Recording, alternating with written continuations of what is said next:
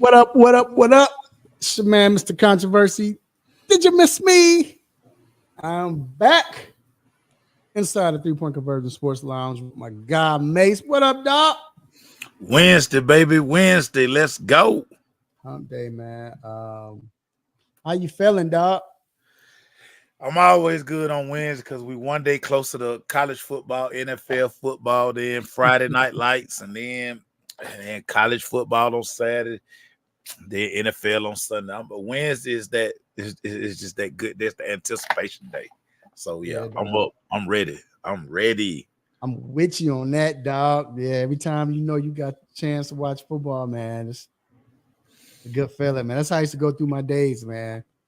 Monday night football, I'm cool. Tuesday was my day. I hate it. Monday was, people have like, oh, this is my Monday and all that. Now Monday was good because I know I had Monday night football. Tuesday was the day because I'm stayed up for Monday night football when I used to go into work, tired.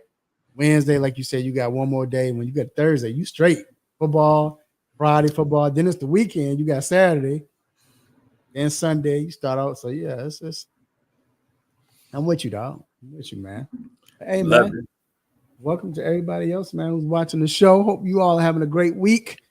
And like we said, this is Hump Days, Wednesday, closer to football. I mean, but you still got sports. If you love baseball, you still got baseball going on. You might be, this is the best time, but you might be tired of it, because you didn't seen it so many times. I shouldn't say tired, but it's just Wednesday. You know what I'm saying? Yeah. You kind of wore down. You ready? You're a baseball guy. You really just ready for the playoffs. Like right. At this point, yeah. That's come on, man. What are we doing, man? Bring on October. Come on, let's go. Right. Where are the wild card games? Right. But hey, we got a good show, man. We're of course we got to talk baseball. Of course, it's still heating up. We're getting closer and closer.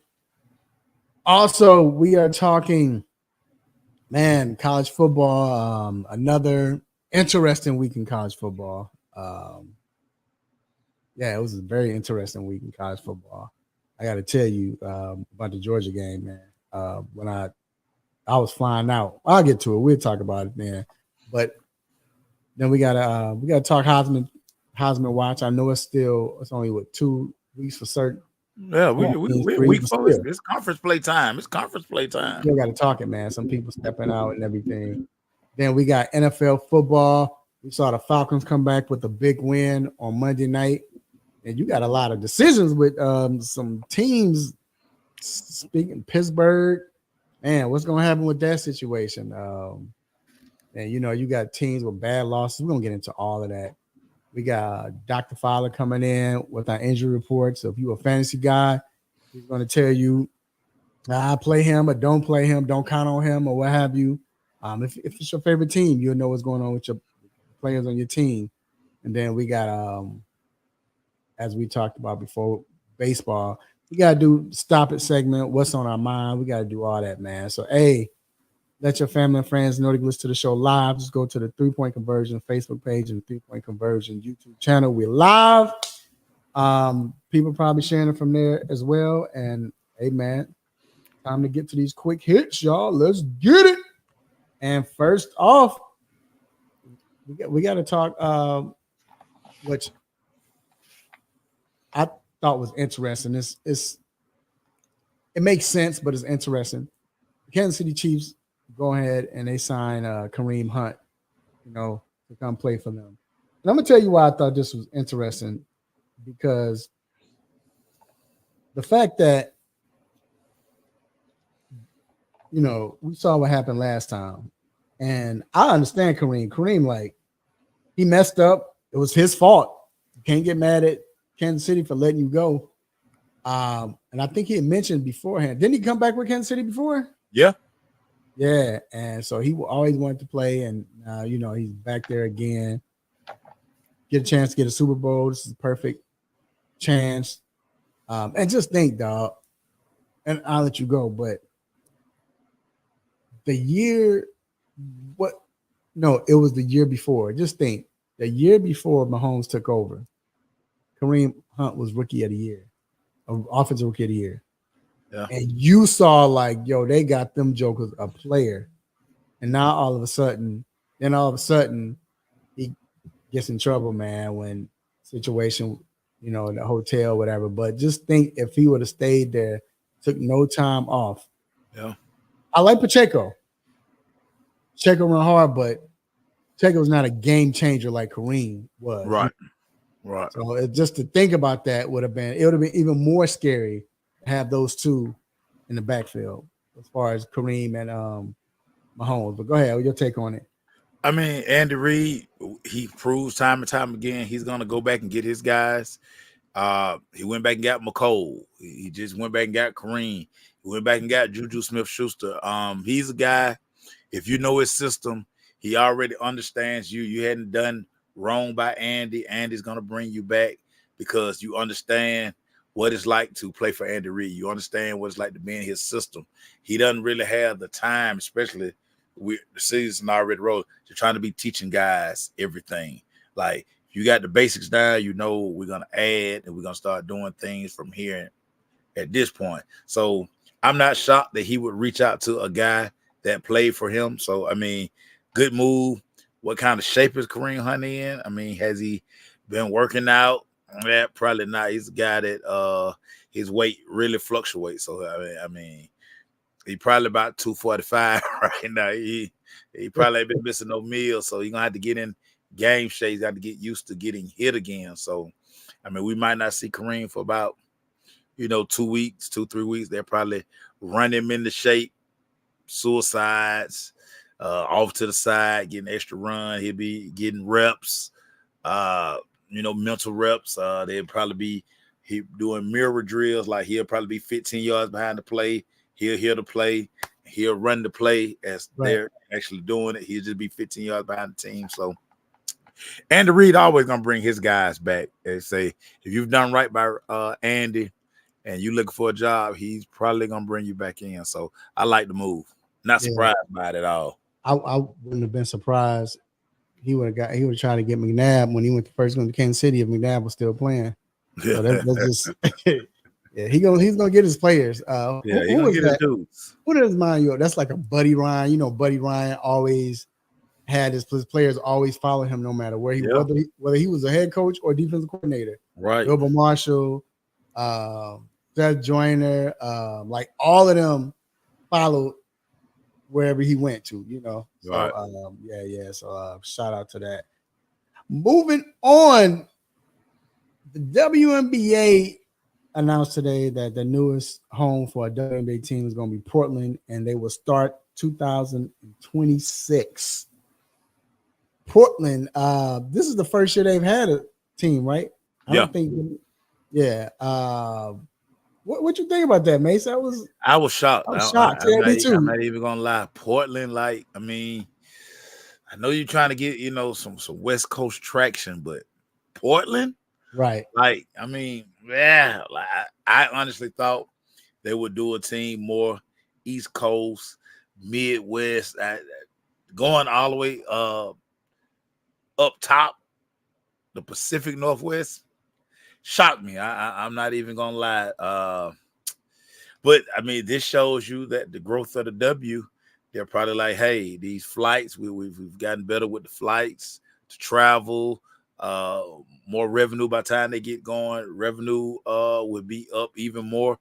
So, I mean, it's a long trip. That's going to be a long trip from Atlanta to Portland for the Dream to go play. But, Right. I mean, Hey, we know this, though. The jersey's about to be fire. Oh, yeah. We know that they're going to be too close to the Nike campus for something not to jump off. So, yeah.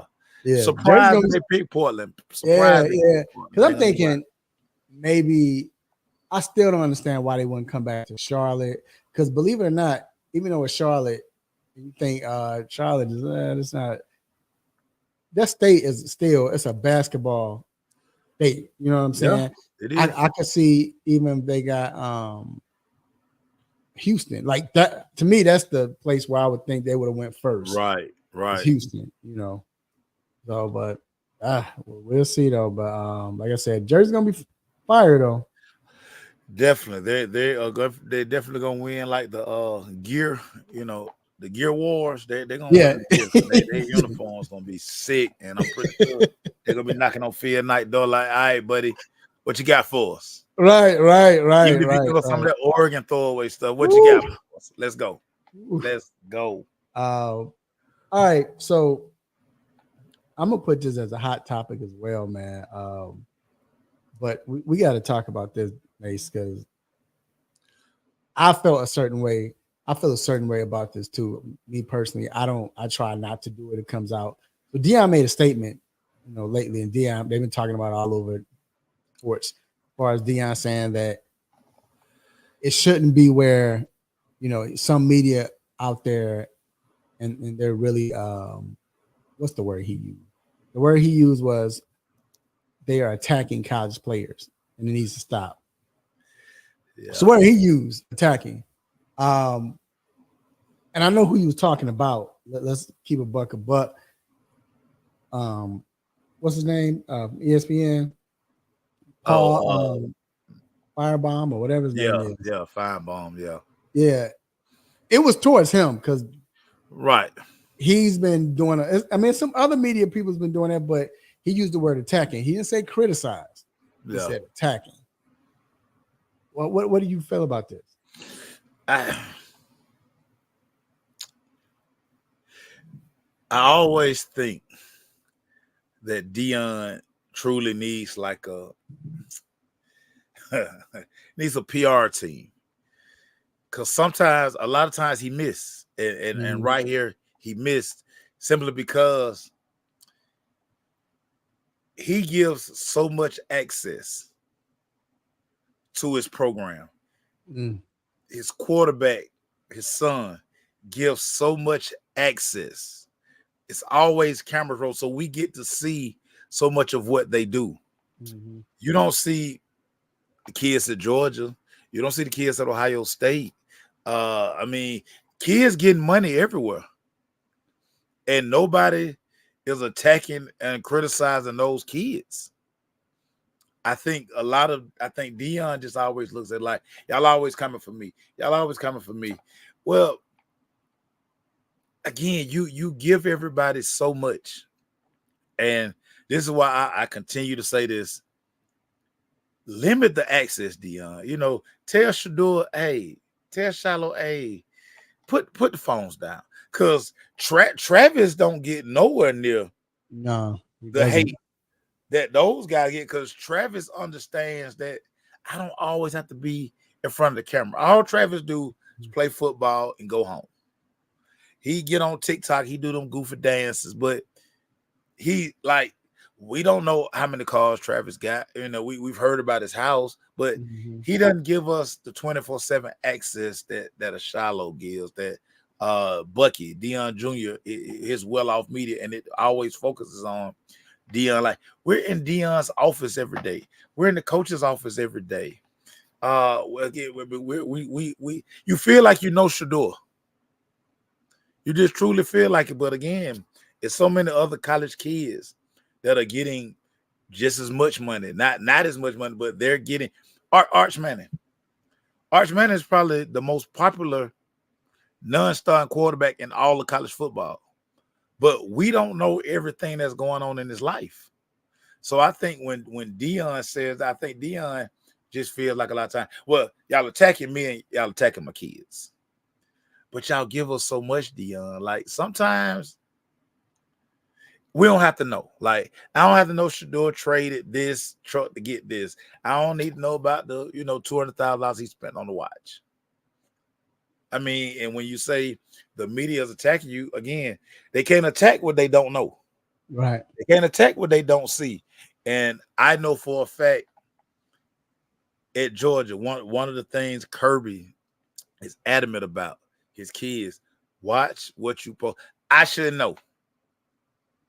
I'm around you every day. I should know. So, and a lot of coaches take that approach. So, I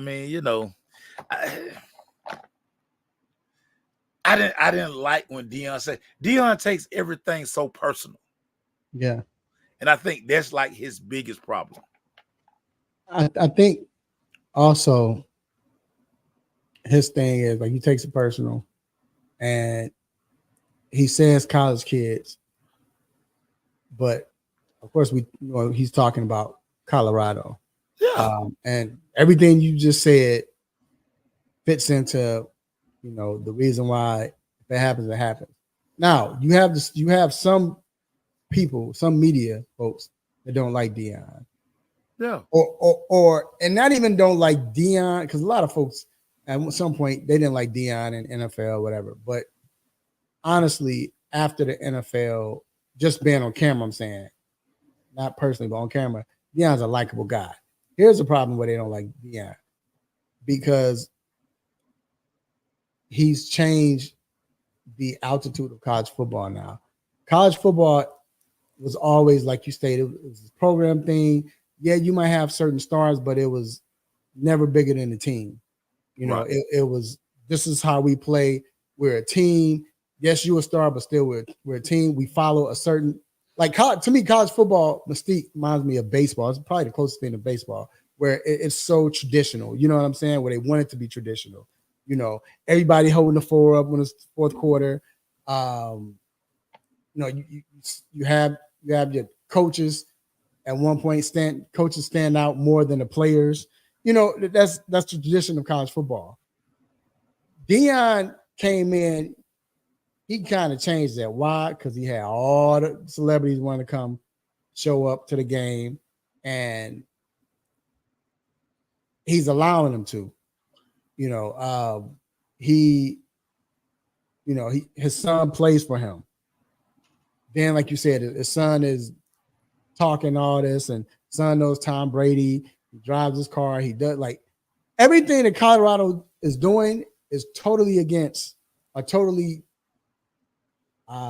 opposite of the traditional college football, NCAA. So you're gonna have media members come out, especially the old school members that don't like that. They already might feel a certain way Deion, but coming in, he's changing this and changing that. And Colorado is not even that good to be changing all of this. So of course they're going to poke the bear. They're going to say something about Deion, and sometimes they do take. I believe they do. They go too far sometimes of the stuff they do say about Shador or what have you. Now, to your point, Shador and everyone else, they don't make it easier, or they don't make it harder for them to say anything, because you're putting yourself out there. You're making yourself unlikable. It seems like you're showing off. You're always in front of a camera. Do you even care about playing football or whatever? Now, we all know, if you watch Shador is probably, if you look at all the quarterbacks in the league, college football, for someone that really, he make mistakes, but you can tell he gets it when it's on the field between those lines. Yeah. He rarely makes a bad decision. We know, but still, off the football field, what you're doing, people don't like that, and they're gonna come for you. That's what it is. And we know, we know perception is reality, and that's kind of what you're getting at. Perception is reality. And like I say, you just go back to Travis. All we know is Travis is this fantastic football player. Yep. We don't know how much money Travis got. We don't know if Travis got a Rolex. We don't know what he drive. He just plays football on Saturday. Like a lot of guys. We sit in press conferences.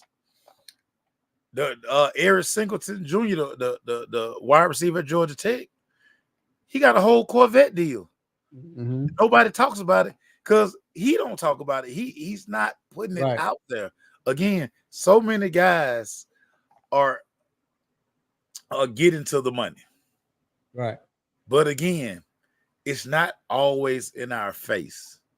And I think that you made a good point about how college football has changed. And yeah, the old guard, they got to get used to this. But we've been around NIL enough now to, like, okay, this is what it is. You know what I'm saying? And everybody not getting it, but the guys who are getting it, like I say, they don't want you to know. Think about everybody at Alabama. Like Bryce Young had a BMW every year. He had a BMW deal. Mm-hmm. You wouldn't know it. Mm-hmm. Jalen Milroe is making $1 million off the field. Mm-hmm. You wouldn't know it. Right. And I think that's where the issue is for, the the mainstream media, the people who Dion feel like taking shots at him. I mean, it's like, again, you're giving them so much. Don't give people a target, and you'll be fine. Yeah. And I get it. Appreciate it, Vince. I get it. And sometimes I won't lie. I'm big on I don't like talking to players. I mean, I don't like calling college players garbage or what have you. It's hard for me to do it. I want to. Don't get me wrong. I definitely want to. But I'm just like, ugh. He a teenager. Yeah, man. It's like, but yeah, that's the hard part. You know what I'm saying? But there's some cats that are like, bro, this dude. Yeah. But I try to use words like playing. I'll put he's playing horrible.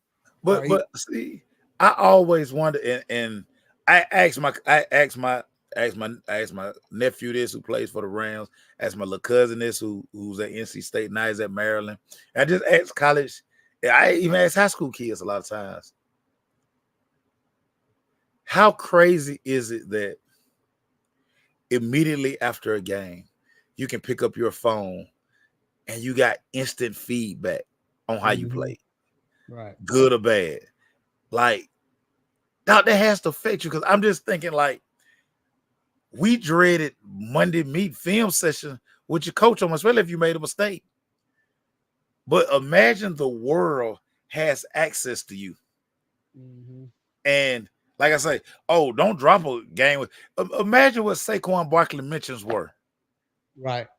Like after the Monday night game. Right. Imagine what Daniel Jones goes through every week now since he got that money. So, I mean, it's just a different time now.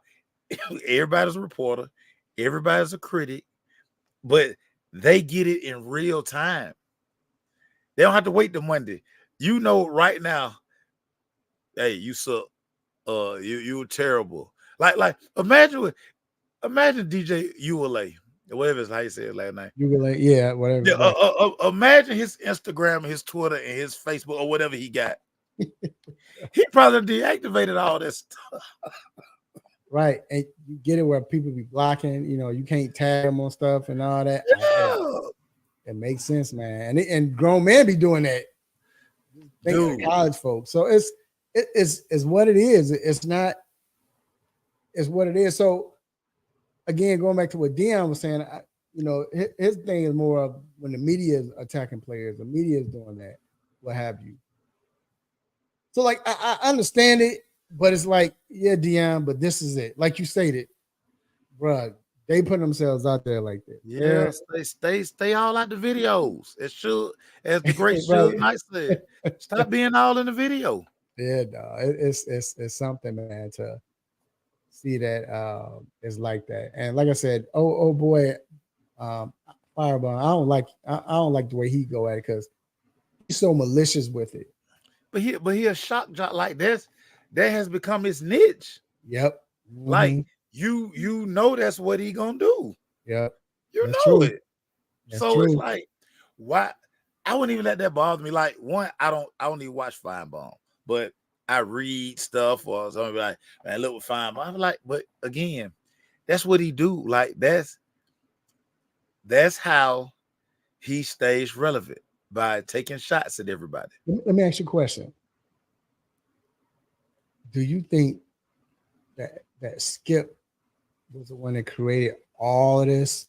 Where, you had people like Jimmy the Greek and all these other folks that would say certain slick stuff on TV in the past. Yeah, him and Stephen A.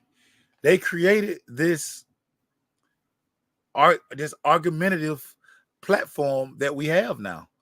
The debate shows like that was their niche. We're gonna get on here, we're gonna debate this or that, and we're gonna hate on LeBron, we're gonna hate on the Cowboys, we're gonna hate whoever relevant, we're gonna hate AI at the end of his career. Because you see how Skip would just go in, and it wasn't just like, LeBron. He called LeBron. What was first? What we call LeBron? I forgot what he first started calling LeBron. And we know he called Me, myself, and Iverson. Yeah, T.O. What? Not T.O. Keyshawn. I yeah, don't know if you call Mishan. it Mishan. I Yeah, don't you know if call you him call it. Mishan. Yeah, Yeah, Mishan. But I'm saying once he started that, you start seeing more people start doing that. Because I used to be a no in media. Like, no, dude. you don't do But that. that's what everything is based on now. I mean, Mhm. everything is a debate. Everything, me and you, we have to sit on two sides of the fence. We can't agree. So Right. if it's raining, I'm gotta tell you it's sunshine. And I You gotta know what say I'm it's saying? not right. It's not. It's not. Yeah. And I went away from that. I stopped doing that. Right. Yeah. I mean, and it's made it so crazy because like you can't even have a civil conversation with people. It's like what I used to always say about the Kobe, LeBron, and Mike debate. Like why can't you like all three? Right. Yep. It's like if you like Jordan, you gotta hate LeBron. And again, y'all know how I feel about it's the dumbest argument in sport because hey, if you pro Mike, nothing nobody can tell you can change your mind. If you pro LeBron, it's nothing nobody can say to change your mind. So when everybody gonna tell me, well, he got it, yeah, no, I mean, hey, that's who you like. Cool. I only ask when you especially when you like come talk to me and you bumping for LeBron, I'm just gonna ask you to buy my homeboy shoes. You know what I'm saying? Don't be arguing with me about the greatness of LeBron and you got the And you Jordans got on. some Jordans on, right? Like I got a homeboy James Pate. I'm just saying you're this LeBron lover, but every picture you post, you got on Jordan gear. You be Jordan from head to toe, from your skull cap to your socks to your shoes. And I'm out every time he posts, I like, have you ordered them LeBrons yet? Oh, nah, they on the way. Bro, no, they not. No, they not. Oh man, that's funny. All right, man. So that ends that. But yeah, so I thought that was very interesting. All right, man. Let's move on to college football, bro. And you already know what time it is, how we start our college football, man. We got to put that nosy neighbor watch on, dog. So, Mace, I'm gonna start with you. What's your nosy neighbor, dog? So, last week I told you we were just all out we was all out in the driveway with our robes on. We wasn't even looking through the window. We down by the mailbox. We outside. And we were checking for what Dion and them gonna do against Colorado State. Still got our robes on. Well, we took the bonnets off. We took the bonnets off. We still sipping coffee, and we not at the mailbox. We in the driveway. I want to see what the Michigan Wolverines do with the USC Trojans coming to town. They've made a quarterback change. The optics of this game, two historically famous programs, the contrast of the uniforms, it's hard to believe they never played before. That's crazy. Yeah. We think about it, but the white jerseys with them yellow pants. Michigan gonna probably wear all blue because they can't wear yellow pants. USC gonna have on yellow pants, but just the pageantry, the Trojans, the Wolverines in the big house. But I mean, they probably gonna get throttled. I mean, Michigan probably gonna get throttled. But I'm real nosy about the pageantry of this game and USC as they in the Big Ten. Now that sounds crazy to say, but this can be a game where USC can be like, hey, yeah, we beat LSU, but look, as a Big Ten, we here and we want all the smoke. So I'm real nosy about this game. I'm I real agree. nosy about it. I agree with that, though. Yeah, I agree with that, man. Because what are you gonna do? Just the game, like you said, the game itself, but especially with Michigan is like, bro, you didn't take over. Look, if I could peek in with you, dog, I'm on the phone with you, asking you, hey, dog, what they saying about the coach? Are they about to let him go now? Is it? They say he's safe. They say he's safe. They say he's safe for now. But I want to know all of that. I feel Yeah. you. I'm not mad at you, man. I'm not gonna lie, man. I'm really nosy, man. About the AP the AP, the team that votes for the AP rankings, man. I'm just nosy. I kind of want to see what they're gonna do next week because I will say this about them: they had a balls enough to say we dropping Georgia Yeah, after that game. yeah. Um, Texas, they still ain't. I don't believe they played anybody yet. But still, just they should be number one. But I'm just nosy if something else happened. What do they have the nerve to say, all right, we're gonna move somebody else? Because we've seen in the past, mates, you're a national championship team, or what they weren't, they not. But if you're up there, you don't move them if they win. Yeah, but see, I don't believe in that. But I'm just saying, you know how Alabama, Raphael, this is why I kept telling y'all are gonna hate this 12-team playoff. See, this is a little ripple effect because it allows you to do because it's like as long as we don't drop Georgia past 12, right? Keep them in the mix. But see, that if we still had a 14 playoff, they wouldn't have moved Georgia because the narrative would have been SEC road game. Kentucky always play them tough, blah, blah, blah, blah, blah. And again, Texas ain't played nobody yet. Mm-hmm. But because we got 12-team playoff, now the committee in these rooms and the AP writer, they like, man, yeah, dog. Man, that performance ain't going to get it, man. Drop Georgia. They ain't going to go far. They still going to be in the 12. Right. So relax. Right. Yeah. This is that ripple effect. It's only going to get worse, but I ain't going to hold y'all. And like I said, I'm nosy about it because I want to see if that's what they're saying. I wonder what's going on now because, like I said, this is 2 weeks in a row we've seen somebody drop when they wouldn't normally drop it if they got the win.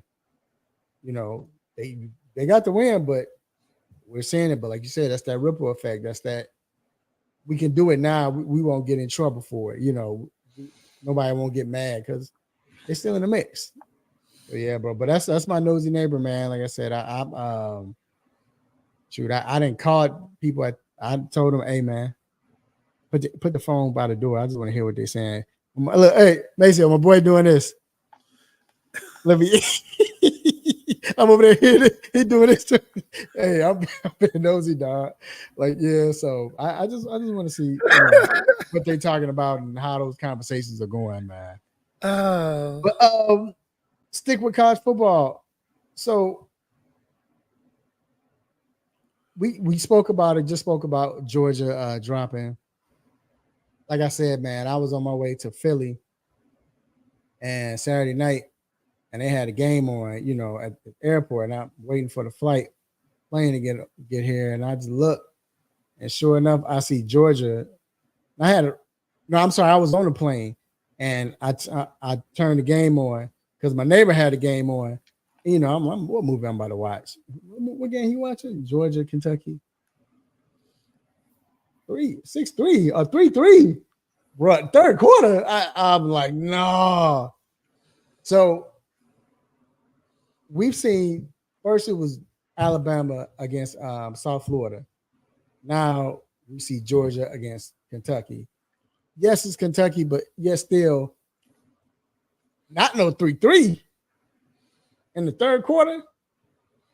So is this a ripple effect of the 12 team and it can relax, or is it just like what's going on, man? What's in the water, Mace? Bro, this is truly and solely transfer portal. This is where, because what you have to really start doing now is like looking at these rosters, because these smaller schools, they have guys who went to Alabama, went to Georgia, went to Florida, went to all of these Power 5 schools, and they couldn't get on the field.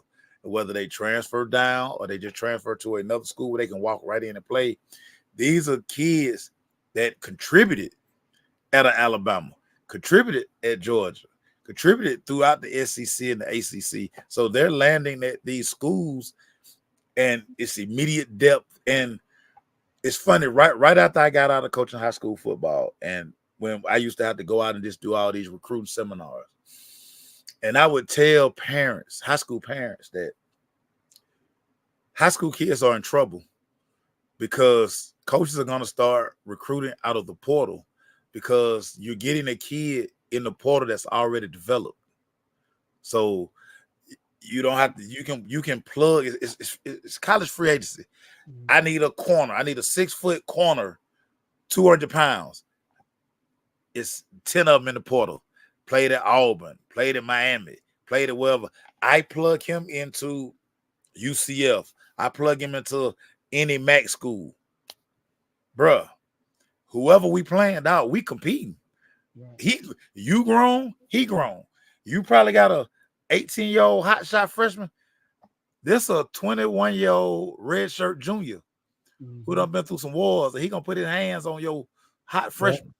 Yep. So all of this, Ralph, and we saw it in college hoops where the one and done kids, so the blue blood programs start losing to mid majors. Yeah, mid majors had kids either transferred in or they got kids that are juniors and seniors. Right. And they like, man, we ain't scared of no 5 hot shot freshmen, man. They can't even get no boards. The transfer portal has affected college football in this way, and this is why you see a lot of these schools starting to take them cut the check games where you invite such and such, you're gonna give them $1.3 million because it's supposed to be a guaranteed win.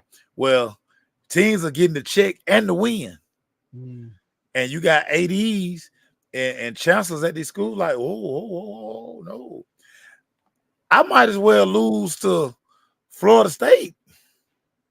I might as well lose to another Power 5 school. Imagine how Florida State AD feel having to give Memphis a $1.3 million check, and they got the win on top of it. No, bro. I need you to lose. No, y'all lost to Northern Illinois. Yeah, dog. Gave him a check and all that. And we had to give him a check.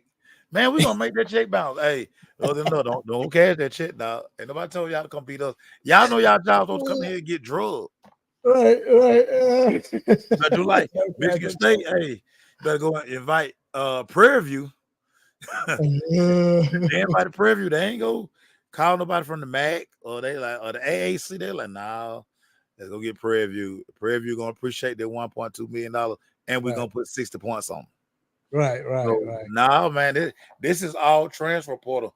It's leveled out the playing field. You got 5-star quarterbacks who are like, bruh, why am I going to Georgia waiting behind for 3 years?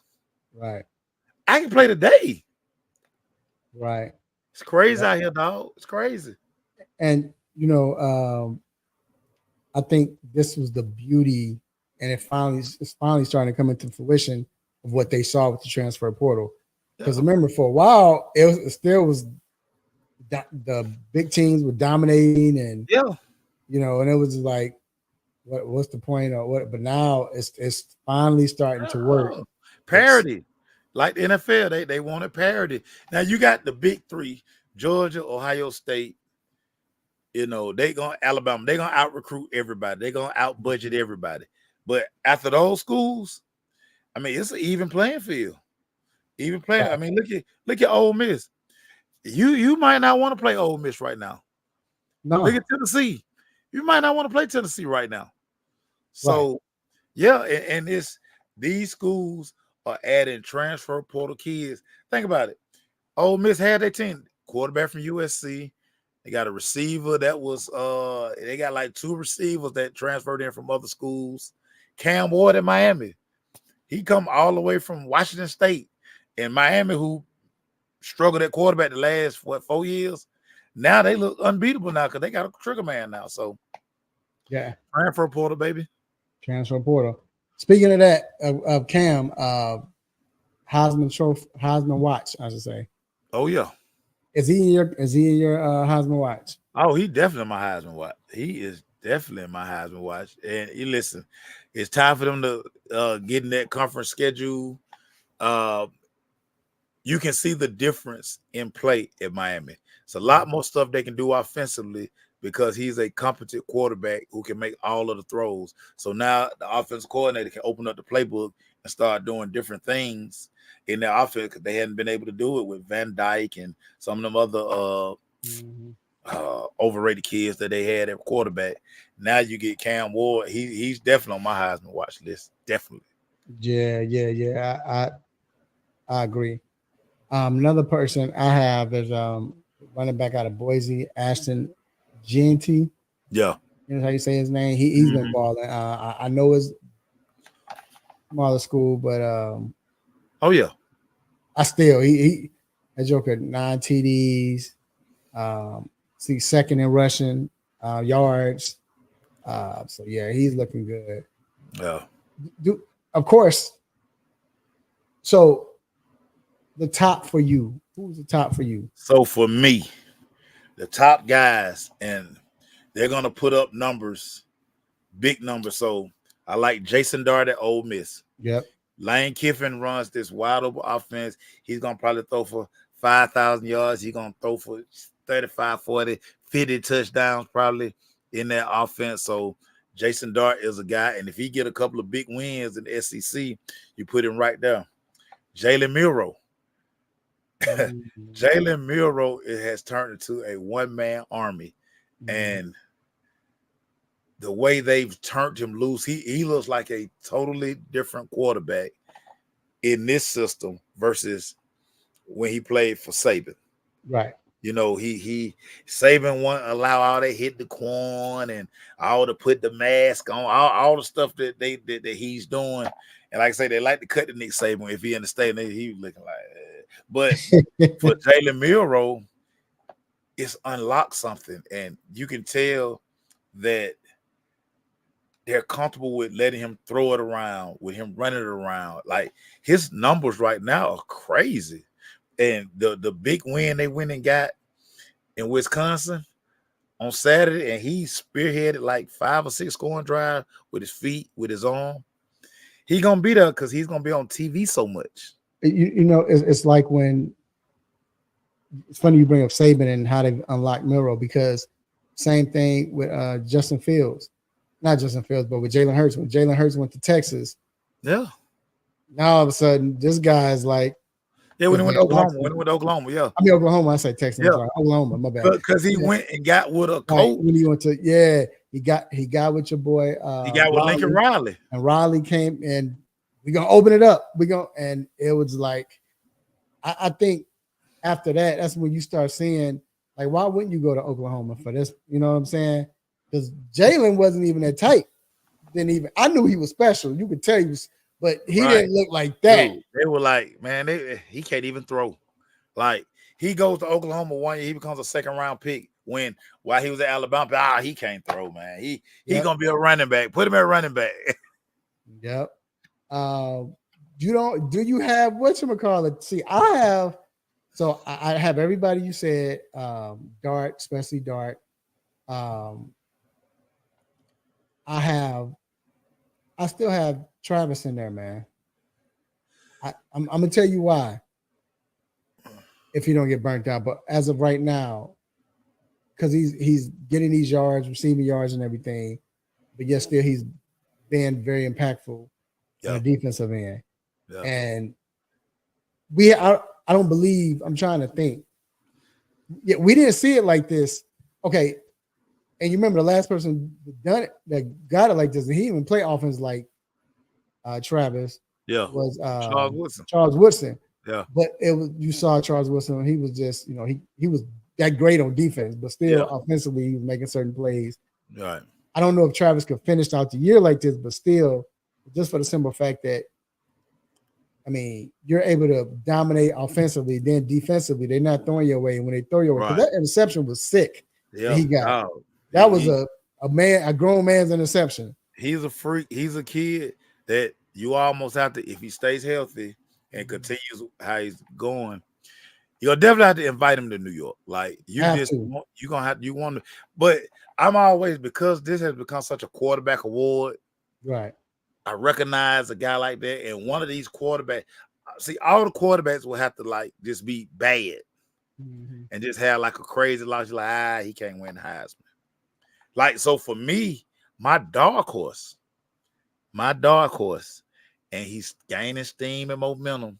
And excuse me, if he start collecting, if he get a couple of these big time wins, the kid at Tennessee, Nico, Tennessee. I can't pronounce his last name. Yeah. Last name. But Yeah. we've 6'6", can run, can spin it. He putting up crazy numbers. He's gonna be a kid that if he go upset a couple of these top ranked SEC schools, Yeah, you got to start considering him. You got to say, yeah, you have to start. You don't have to start. Just because you're right. That dude. Yeah, now they go to crazy. Oklahoma this week. If he can go to Oklahoma and get a win, you got to put him in there. Yeah. He's gonna be in the national spotlight. You have to put him in. You know, the thing is, you feel sorry for because what's his name? Texas kid. He got Quinn Ewers. Yeah. I wonder if he's gonna be all right now. I know he was. Hey, he's trying to rehab as much as possible because he don't need to let Arch get too many stars. he gonna do like Baker did, man. That time Baker tried to play hurt. I can't let this joker take my. Arch get in here, it's a wrap. Hey, he probably was at the hospital watching them second half highlights. He was like, "Oh, hold on, hey, hook me from this machine, dog. I'm gonna get my uniform, dog. I'm going back, dog. Hey, man, I'm not finna let Arch already make more money than me, man. Arch the hottest thing on campus, man. I'm not finna give you my job, man. Not now. Nope. Hey, man. Hey, Quinn, better hurry up and get back, dog. Hurry up and get back, dog, because the prince is at the throne, dog. They've been waiting for this. Ready. You talking about the Marinovich? Ty Marinovich was the what was he called again? Oh yeah, the prototype. And they were doing Robo quarterback. And never ate a Big Mac. Never ate a Big Mac. His daddy created him. Like, get out of here, Mr. Marinovich. Get out of here. All right, man. We're gonna take a quick break, bro. Trash. We'll be right back, man. Yo, what's up? This is Grady Jarrett with the Atlanta Falcons. This is Sean Alexander. You're listening to the 3-Point Conversion. Let's go.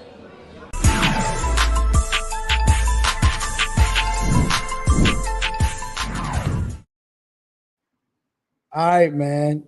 It is time for the most infamous, the most famous Stop It segment. Let's get it. And Mace, all right, my Stop It, believe it or not, goes to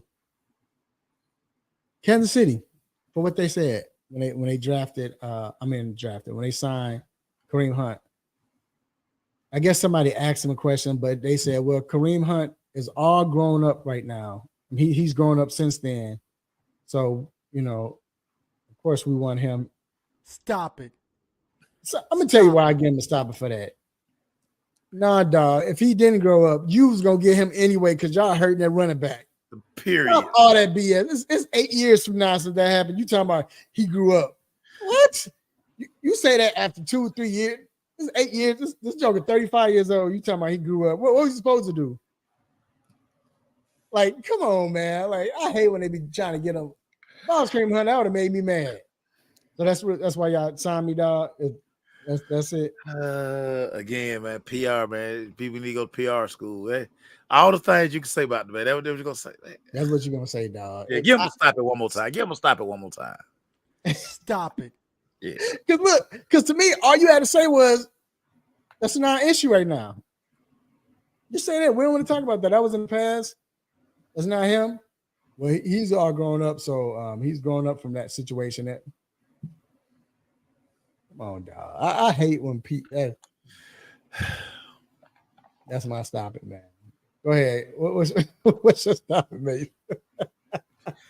Hey, man. Defensive coordinators in the NFL make too much money not to make one simple adjustment. Mike Zimmer and the whole Dallas Cowboys staff that's up in the booth on the sideline, wherever they are. How many times were y'all gonna let the New Orleans Saints run the ball left without making an adjustment? When was somebody gonna say, hey, we're outflanked, slide somebody over? When was a linebacker gonna say, man, listen, they've run 12 plays to the left. Let me slide over a little bit. Right. Mike Zimmer, the entire Cowboy defensive coaching staff, stop it, man. 44? You gave up 30. No, the punter didn't get his first punt to the fourth quarter. Oh, man. On every drive. Give Mike Zimmer. Give Mike Zimmer. Everybody in Dallas will stop it. Stop it. What are y'all doing? I couldn't believe it. I couldn't believe it, dog. I'm like, dude, right here, it was so bad. My daughter said, why they keep running left?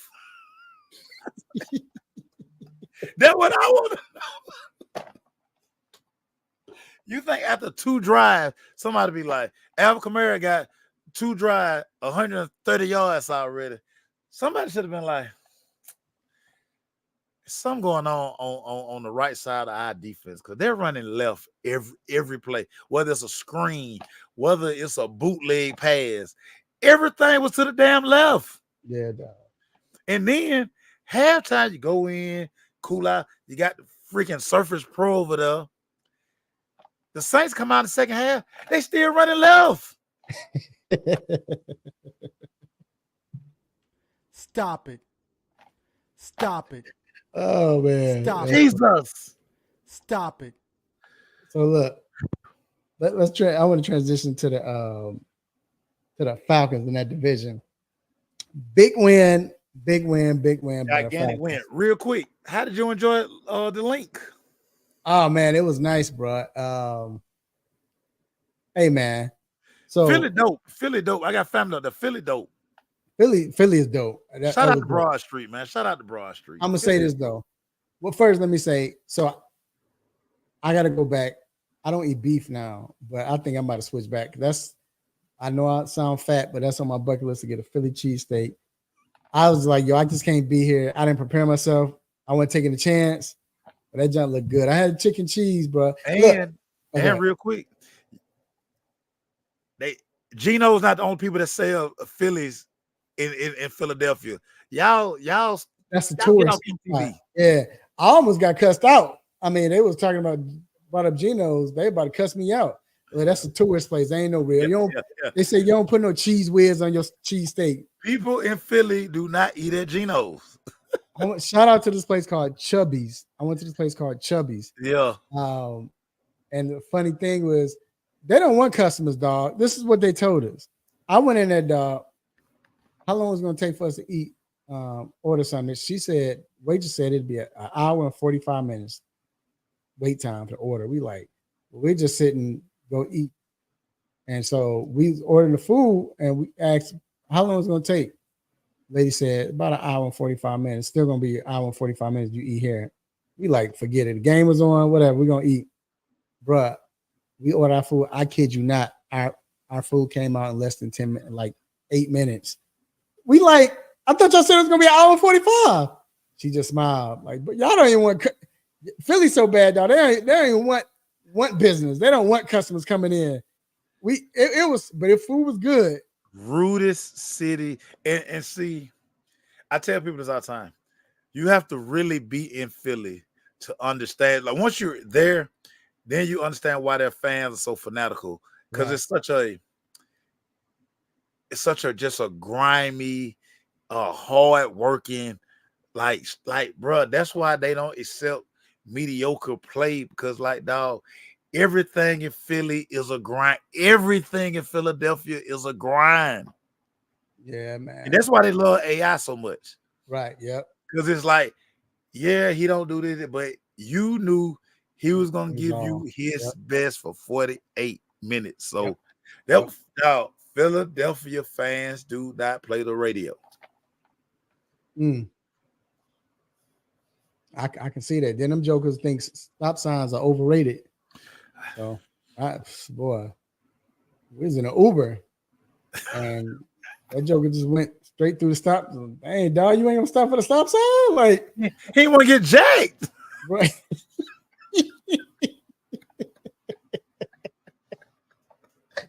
Oh man, bro. Philly is a vibe. You can feel Philly. Yeah. You can feel Philly, dog. Because And everything aggressive. You can feel it.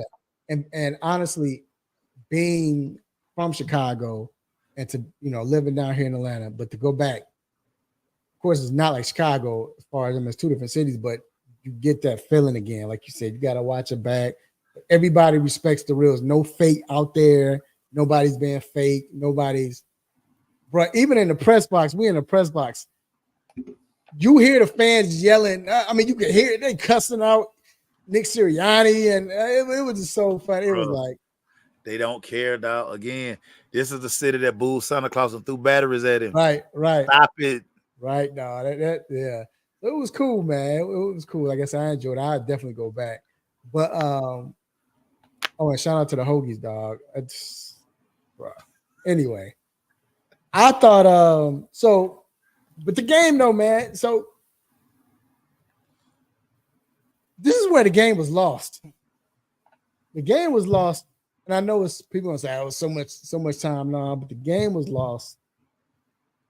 The second drive Philly had when they went for it on fourth down.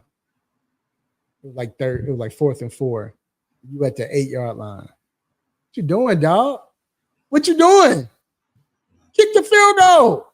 Analytics, baby. Analytics have ruined football. Maybe. He said the chart said you go for. And like I always tell, shout out to my guy Danny Thompson. He believes in analytics. I tell him, if you're a coach and you need analytics to coach, you shouldn't be a coach. Because I can do that. You can do that. Anybody can do that. Bruh, you got to go with your gut a lot of times. Like, what does common sense say? Throw them numbers out. But what does your gut say? Right. But I say this with going to the Falcons, Matt Ryan in the beginning, he threw a pass in the first half, second quarter. It was first quarter. He threw a pass down the middle to Drake. Drake was wide open. He threw it, but Drake had to go down and catch it. Mm-hmm. Like he caught it low, and it had him like he had to slide and catch it. Right. And then he couldn't really get up and really go nowhere. But he could have had 10 or 15 yards. And I remember looking at one of the guys that was in the press box, and I said, you know what? He's not hurt because Philly, they was dogging the news. Matt Ryan's like, he's not hurt. No, he's not hurt. I just don't think he's comfortable yet. He's just not as comfortable. He said that. He said that today. I forgot what he was interviewing today, but he said that today. He's not comfortable yet. So I get it. But that pass to Mooney, when he threw it to Mooney on a touchdown play. Yeah. And it was he didn't have a chance to really think about it because he moved and he had to move to the left. I think he was about to get sacked or he was pressured. He thought and shout out to Kirk Cousins because he recognized it was zero. Yeah, he did. It was zero. It was zero. So he was like, I got out. They bring it there. I got to get the ball out. So that's why it wasn't because he couldn't really step into the throw, but he got it out there enough to where. And it was still on point. It was I call it the Dan Marino ball. You know how Dan Marino throw a pass, it'd be wobbly, but that ball would be on point, perfect. Where it's supposed to be. Where it's supposed to be at the right time. It was one of those. But I thought once he did that, that kind of woke him up a little bit. Like, okay, I could throw the ball. But hey, the Falcons, they battled. They were running the ball, man. It looked good to see them run the ball. Yeah, Bijan was toting that thing. But they was opening up them lanes, and even when Algier came in, it was like they kept, except for the fourth quarter. They had a real good 1-2 punch. Great 1-2 punch. Yeah, great 1-2 punch. But yeah, man, I just think that was a play that lost the game. Now, of course, everybody wants to debate whether they should have ran it or not. I was thinking you run it just because y'all just got the first down by running Saquon on a 3rd and 3. Remember when at the end of the game where they tried to Falcons jumped on purpose? Yeah. And they didn't, we're not taking that. Yeah. And they got the first down by running the ball. So why not run it that play? But it was a great call, perfect execution until Saquon dropped it, Bruh, I'm gonna tell you why. And I've been gloating about this all summer. I've been telling all my cousins up in Philly. I've been telling anybody who will listen, hey, Kellen Moore, keep watching. He's gonna do stuff even crazier. I'm so glad he's out of Dallas. Like, this guy knows how to throw away a game. Nobody throws away a game better than Kellen Moore, man. So when they lined up, I say, oh yeah, Kellen Moore throwing. He throwing, dog, because he the smartest person in the stadium. Mm-hmm. Now, you got the tush push. You got Saquon chopping it up. Now, do I want to hand it to Saquon or throw it to him? I think I want to hand it to him. Right. Hey, man, but again, you got this big, strong quarterback. Hey, man, shout out to Kellen Moore, man. Philadelphia, you deserve that guy. Yeah. Like I said, I like the play. The play was brilliant. The play is always butt naked. The play, no. Yeah. The flats are always open. Right. On 3rd and short, 4th and short, flats always open. You just, to me, at that point of the game, you take the sure thing. If you don't get the first down, then seconds run off the clock or what have you. Now with the Falcons, it's more of a, all right, we really don't have no time. Man, they came in there, man. They were so comfortable, bro. To see Matt Ryan, and I asked him about Ben. I was like, hey, when that happens, do you feel like with the 2-minute, you're not thinking and you have to wing it? Well, and I didn't even watch. Of course, I didn't watch because I'm in the press box. But today I saw what's the old Falcon? Matt Ryan. Matt Ryan was with Manny brothers. Yeah. They was watching drive, and I saw that clip. And right when it was coming on a 2-minute warning, I saw the whole drive. But right when they was about to start it, your boy Matt was like, "This is good because you don't think when you're in this drive. Yeah, you don't get to think." And I asked him that, "Did you?" All quarterbacks love 2-minute drills. Yeah, because you don't all think. Quarterbacks love 2-minute drills. Because it's really, as the quarterback, it's really you. Yeah. It's really you. You ain't got time to be listening to what they talking about on the sideline, man. We got 3 plays. Let's go. We go complete. And then what made it easy for them is damn freaking Vic Fangio. I don't know what he was thinking, dog. That dumb defense. He rushing 3. He dropping 8. But he just giving up the sideline. Like 3 plays, the Falcons at the 20-yard line. That one thing you don't do is give up the sidelines like that. Like, bruh. Wide. Like, I mean, he was wide open. Bruh, that's warm up. That's when that's Pat and go drill. That's when I'm warming up. I'm throwing 15-yard outs against Al. Now, the Quinion Mitchell and Darius Slay was so far back. I was sitting there like, bruh, they gonna walk down the field. 3 plays. They were the 15-yard line, dog. Like, what are y'all doing, man? The funny thing was, look, we was in the press box, Mace. So it was 3rd, so we was like, man, we about to get it. Everybody got up packing their stuff. We about to go down to the press conference.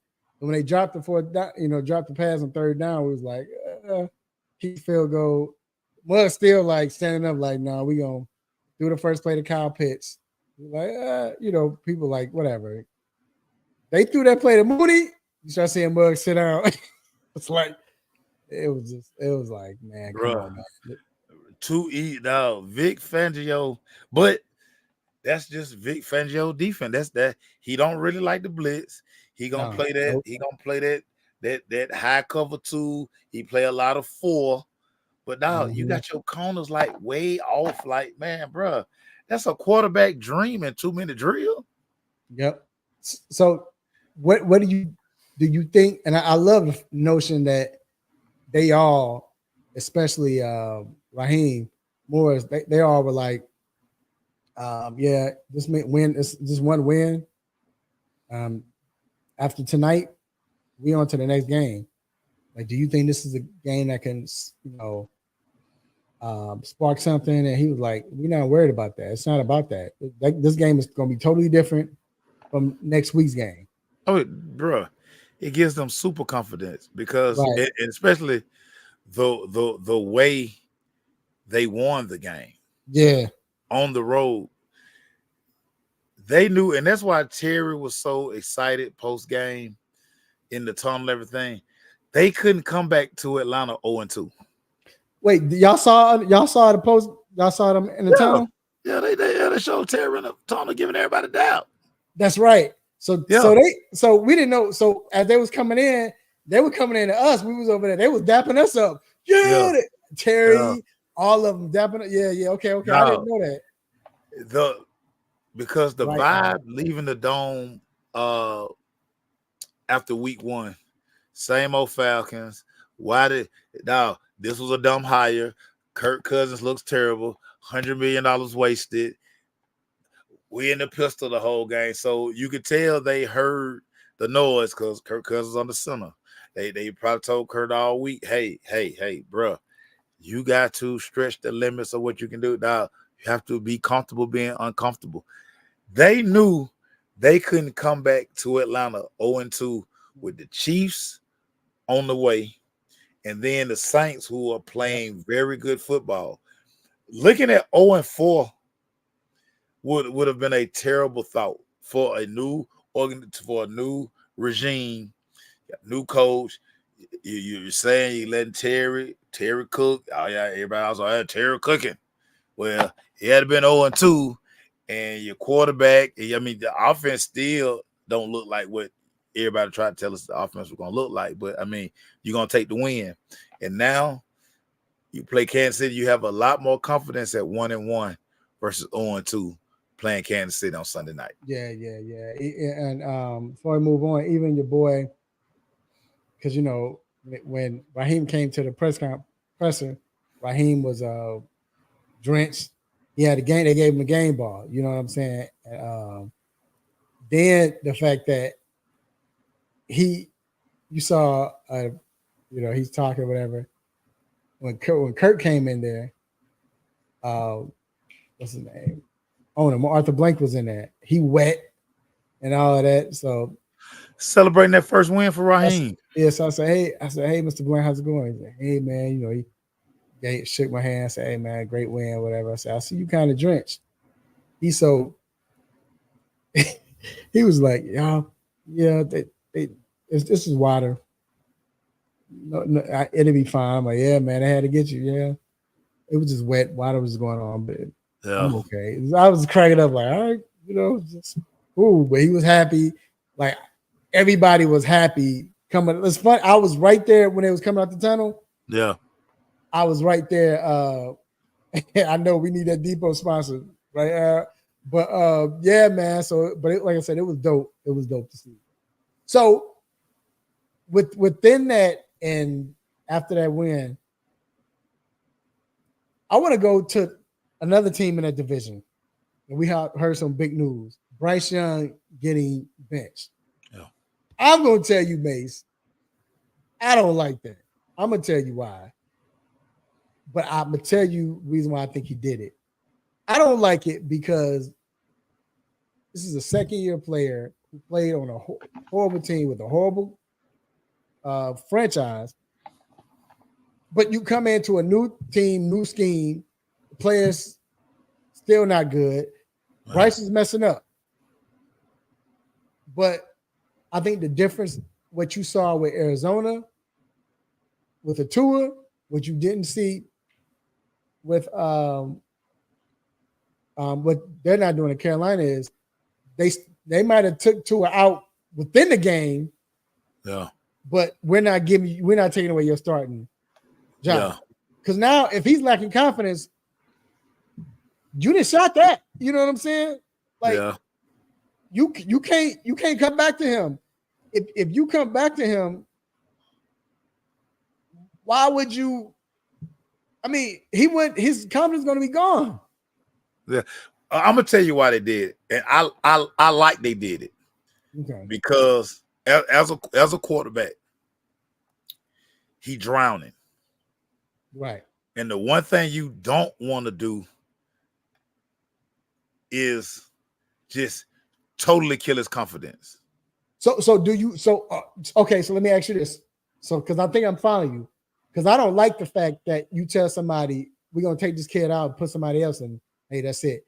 Do you think it was one of those things? Hey, we're gonna sit you. We're gonna let you watch.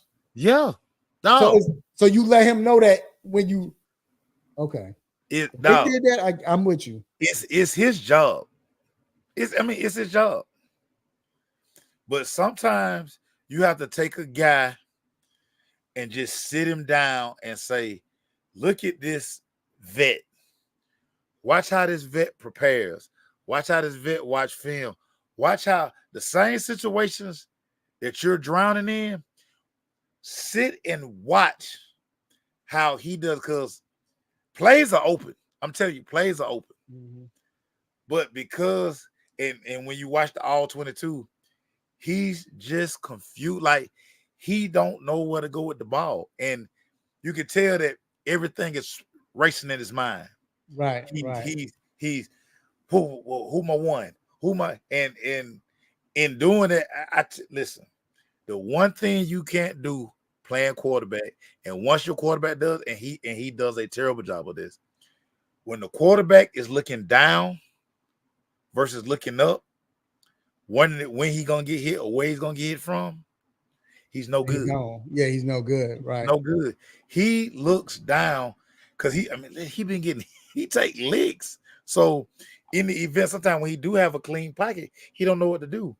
And then you throw on top of the fact that the guy who got drafted behind you, even though he got drafted into a much better situation, he is balling. Mm-hmm. He is balling. So let me take him out the equation to get that conversation out. That's off the table now, because now you can't say, well, Bryce did this, he did this, da, da, da. Dog, sit back, and the thing he has to do is continue to take mental reps. Really go to Andy Dalton and just tell Andy Dalton, bruh, teach me how to play quarterback. Teach me how to be around this league 10, 12, 13 years. Because Ab just put up the Derek Carr went through the same thing. Derek Carr got beat down so bad. David Carr, his brother, David Carr. Yeah. David Carr got beat down so bad that dude, it was like, man, get me out of here. Once a quarter, I listen, I can't stress this enough. And a lot of times, because people never play quarterback, they don't understand this part of it. When you're dropping back, you should never worry about when I'm getting hit, because you got a clock in your head. Mm-hmm. You got a 3-second clock, you got a 5-second clock. You know, 3-step drop, 3rd step, ball should be gone.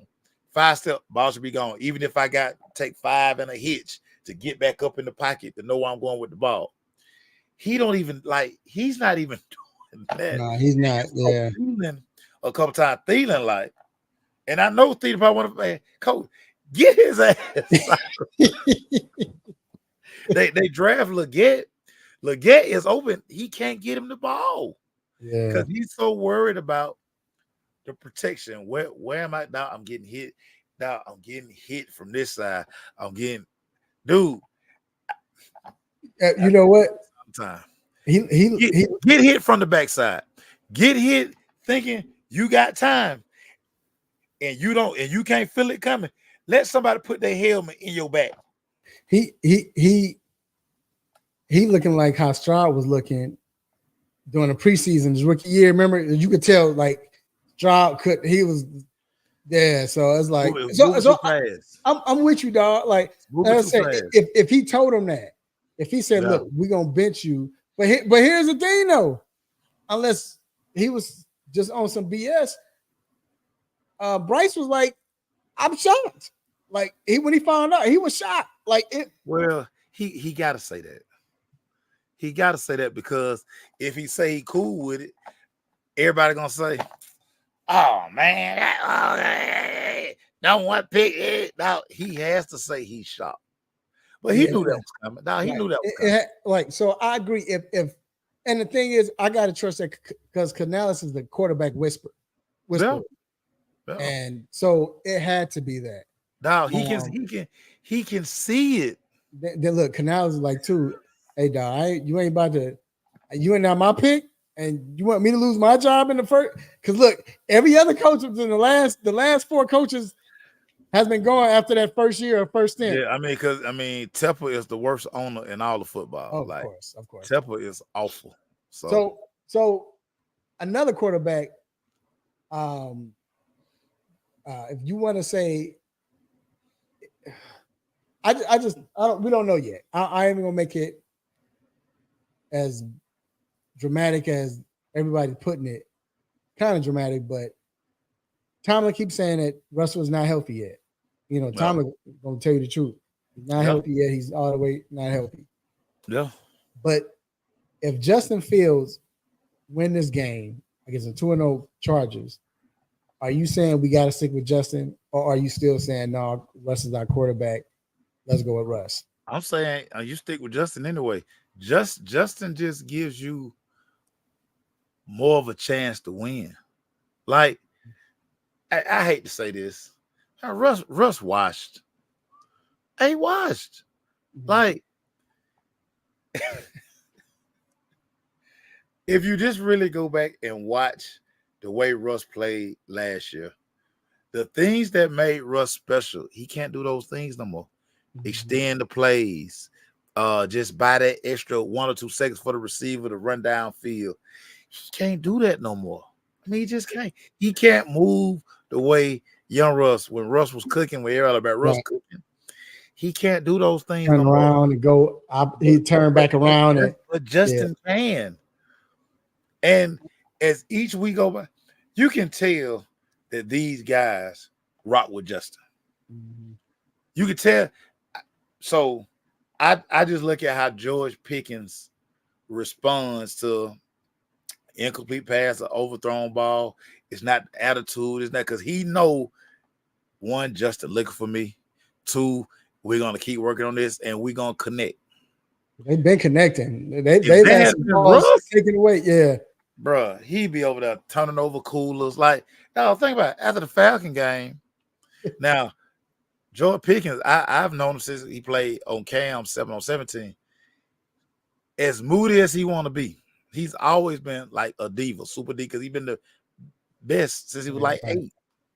He went and hugged every Pittsburgh Steelers fan down there after the game. Because he know I got a dude that's going to at least get all receivers want to know is I'm going to get the targets. I'm going to get the targets and I'm good with it. I'm good. I don't care if it's high, low. I'm good with it. He know Justin going to look at Russ going to be out there with that political stuff like, hey, I'm throwing to the guy who was open. Right. Get out of here with that, Russ. And Mike Tomlin senses that this team rocking with Justin. Arthur Smith probably in there like, hey, man, keep 3 on injured reserve as long as possible, man. Hey, put him on injured list, man. Put him on the report. Because you know what? We straight. This is where Russ, let me see what Ab said. Justin getting better, but the same problems are still there. Picking eating, but Justin's is a one read guy, but he's learning to read it. I mean, yeah, shoot, I believe Justin had to be a one read guy because he ain't had nobody to read for when he was in the Bears, but nobody else getting open besides DJ. This is why I tell everybody, invest in all 22. He's not a one read guy. Yeah, because that's what he's not. Right. I said it too about last year. You can see it with the Bears. You saw him going. Don't believe those still pictures they show you. The touchdown that he threw to Donnell Washington. Donnell Washington was the third option on that play. Yep. He looked 1, he looked 2, but he already knew Donnell had a mismatch, and he came over there and made the throw. Now he's getting better, and I think he's with a coach that understands him and feel him. He didn't have that in Chicago. He just didn't. No, he didn't. He's getting more and more comfortable. And again, It's just different when you actually play quarterback. You just look at it different. And like I say, I be hearing folks, they be like, dog, no, that's not it. That's not what you look at. That's not what he identified when he come to the line. But somebody said, going to that.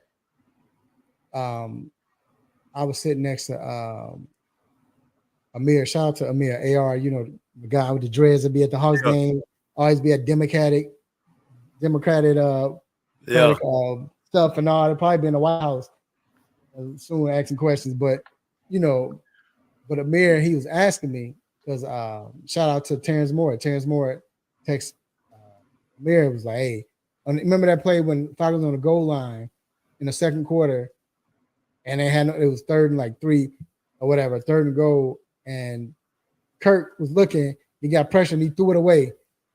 You know, and they were saying that Drake was open or this guy was open. But I told Amir, I said, yeah, Drake might have been open, but you can't say that, because with Drake, I said Drake might have been his first read. And if Drake was his first read, and he's not open his first read, now as a quarterback, you got to go to your second read, to your third. Now he might be open now, but you going through your progressions. He ain't got that kind of time to scan back over there. Right. So it ain't that. He got that kind of time. This is the thing that hurts Russ, I believe. And I'll move on to the next thing. Russ, because of his athleticism, and he played that backstreet ball, because Russ is my favorite quarterback, you know. But doing that, what messed him up was Russ never learned how to move in a pocket. No. People like Dan Marino couldn't run. Dan Marino wasn't athletic. Navigate the pocket. But that Joker's pocket presence was insane. The little move to shuffle the feet over here to the left, or kind of Russ don't have that. Anybody who asks me anything about, I say, dog, pull up Marino, go pull up Brady. Tom Brady was a master at manipulating the pocket. Russ can't go no more. Al, I know you bumping for your part. I think he still can if he's in the right position. Yeah, I think he can, dog. No, it's coming to an end for us. Start queuing up the Boys II Men song. End of the road. It's on the way. You don't think if he played? You don't think he had a made ready? Everybody had a chance to sign Russ in the offseason. Nobody was interested. Nobody. Why y'all think they weren't interested? You can't play, y'all. You can't play. And it's okay, man. He's been good. It's over, man. It's over. It's okay. So let me ask you this. Out of the teams, we saw some big time losses. Some losses where teams shouldn't have lost. Like Detroit, Tampa Bay, they was both 1-0. Somebody was going to lose that. And it was, you know, I'm not worried about that. Big win for Tampa Bay. Yeah, they can thank Dan Campbell for that win. Yeah, but this, so the 4 teams to me that had shocking losses shouldn't have lost. San Fran, there's no way you should have lost like that. Sam Donald Dillon, baby. Sam Donald Dillon. Dillon, right. But offensively, San Fran, y'all should. Okay. Dallas. Yeah. Dallas is no way they should have lost at home to New Orleans like that. We already talked about that. Playoff defense showed back up. So yep. Baltimore, that was a tough game. But still, I'm just saying that was a loss, though. You lose to Raiders at home. Nah. And then Cincinnati, more so because they're 0-2. They lost because like they did last year. The only team that could really beat Kansas City consistently, but they keep hurting themselves. Shouldn't. So they can thank Jamal Chase for that loss. Thanks, Jamal. Definitely. So out of those 4 teams, what's the team you believe in the most would jump back, bounce back? Probably all of them. I mean, but who do you think out of those 4 teams that can bounce back quickest? I'm going to say Cincinnati. Simply because once T. Higgins gets back healthy, they're going to look like a totally different team. I think Jamar now understands, look, cat out the bag. Milk already spilled. I'm here. I just cost my team a big win. I'm pretty sure Joe Burrow done still cussing his butt out. Now let me control what I control. Let me go ahead and focus on playing football the right way this year. All the that was just frustration on Jamal. Right. It all came down on him. It's just like so we're gonna chalk that up. Once T. Higgins comes back, I think they will be a team, and plus they don't play good in September. No way. No so way. Right. they're better as the season gets going. My biggest problem with Baltimore don't have no identity. I don't know what Baltimore is. I don't know. And Todd Monken, once again, has proven that maybe being a pro OC might not be his cup of tea, dog. It might not be. I look at Baltimore, they have no identity. Are they a run first team? Is it a Zay Flowers team? Because that's all they throw to is Zay Flowers. Is Lamar gonna run? I don't know what Baltimore is. I think, to me, out of those 4 teams, and I think all of them gonna bounce back. But I think it's Baltimore. But I'm Cincinnati. It's between Baltimore and Cincinnati. Which was Cincinnati. The T. Higgins thing hurts, but then Cincinnati, they should have won. They should have won. And they always start out bad. This is the team that can start out 0-2 and win. But and then the fact that you got Baltimore, you got Cincinnati is in the same division as Baltimore. Cleveland is 1-1, and Pittsburgh's the only team that's 2-0. But with Baltimore, they can beat everybody in their division if they need to, but they got a wild card in Lamar. Once they start using Lamar the right way, he can win games for you. But the key is, like Ab said, your identity needs to be running the ball. That's why you picked up. It should be. Yeah, that's and they started out like that. He ran 22 times or whatever, and then they just went away from it. But I just think they got the firepower. They got their defense is fire, and then the fact that you have a wild card in Lamar Jackson. So that's why I have Baltimore. But like you said, since I think all those teams are gonna bounce back. Yeah. I think they all could bounce back. I mean, it's a loss. Dallas it was just embarrassing the way Dallas lost, bro. That was embarrassing to get beat like that at home. Especially after the win you had on the road. You look like, oh, this Dallas team is good. No, that was just embarrassing, bro. That was very, very, very embarrassing. Debo didn't get hurt until the last drive. So I'm just wondering now with Debo out, does that scare you? Nah, Mace. Oh yeah. Oh, it definitely scared me. You got McCaffrey out. Now you got Debo out. Cause man, what? Right, cuz yeah. I mean, if it was ever time for Brock Purdy to show that he worth all that money they're gonna give him next year, now is the time, Brock Purdy. Yeah. Put that thing on your back. You and Ayuk, Peyton Manning out here calling out Ayuk. Time for Ayuk to earn that money he settled for, because he sure left a lot of money on the table because he wanted to stay at San Fran. So Brandon Ayuk, sir, it's time to go off, sir. And then the guy that's going to benefit the most is going to be Jennings. I got Big Play J. Yeah. So he got to, He got to, I don't know. He's going to be getting targets now, Al. He better be. Kittle's got banged up too. Yeah, I think he came back in the game. He came back in the game, but y'all know that joker good for missing 2-3 games now. He'll sit one out on you real quick early in the season. His mind, he like, y'all know the December, January, I'll be there. These early season. Yeah. Well, I'm glad you're bringing that up because we got to take a break. We're going to bring somebody who knows about some players. We're going to mention some players too coming up that's always getting hurt. But Always. But we're gonna take a quick break, and we will be right back.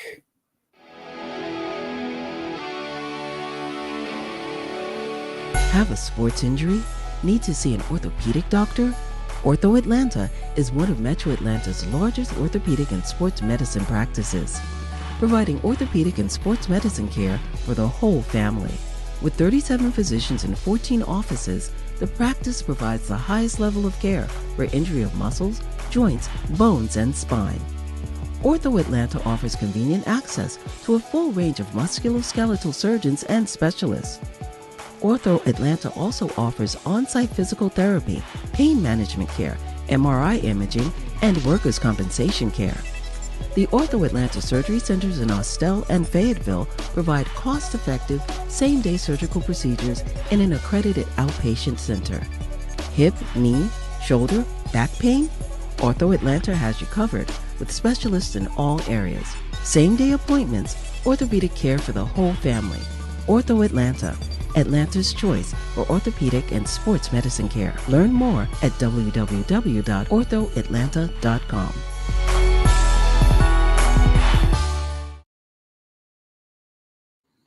All right, we are back inside the 3-point conversion sports lounge, and it is now time to bring in some family. We got orthopedic for Ortho Atlanta, the one and only our cousin, Dr. Donnie Fowler III. What's going on, Doc? What's up, fellas? How we doing? Doc. Doc, we're good. Doc, wait, you know what? Before we ask you the questions I have, we have to give I want to update real quick, and then we're going questions. The tour situation. You saw what happened with that situation. Of course, there's a lot of talk. Everybody, he should retire. He shouldn't. I couldn't stand when people talking about something. One concussion. I mean, yeah, he got concussion, but he should be playing. Like, y'all should stop with all this retiring and all that. And it's just an injury. Like, nah, this is a serious injury. You know what I'm saying? I'm not saying he should retire, but I'm not saying he shouldn't. But that's not acting like this is not serious. You know, I know because I've been through this. So I'm very sensitive to it now. I'm very sensitive to it.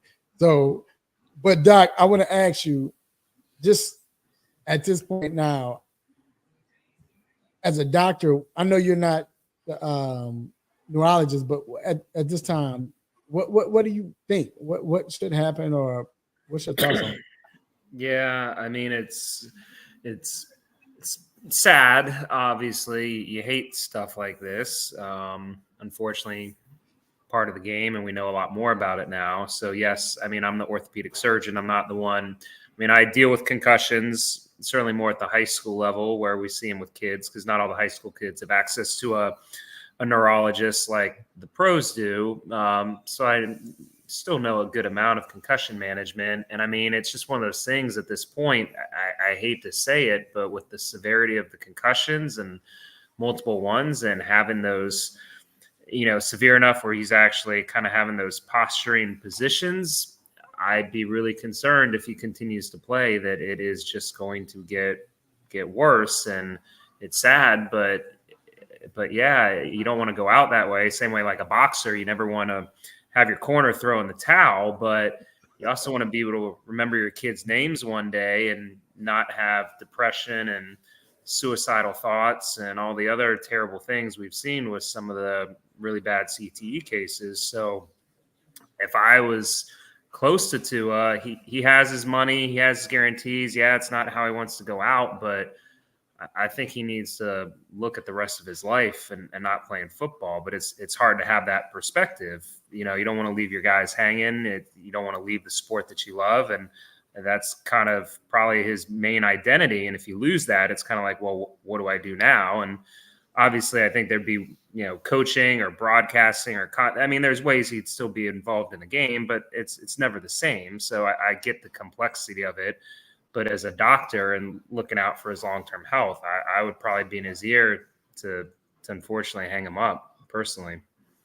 Yeah, wow. No, I definitely agree, man. It's just, like I said, I don't know. I can't say what he needs to do, but like you said, you just don't want him to.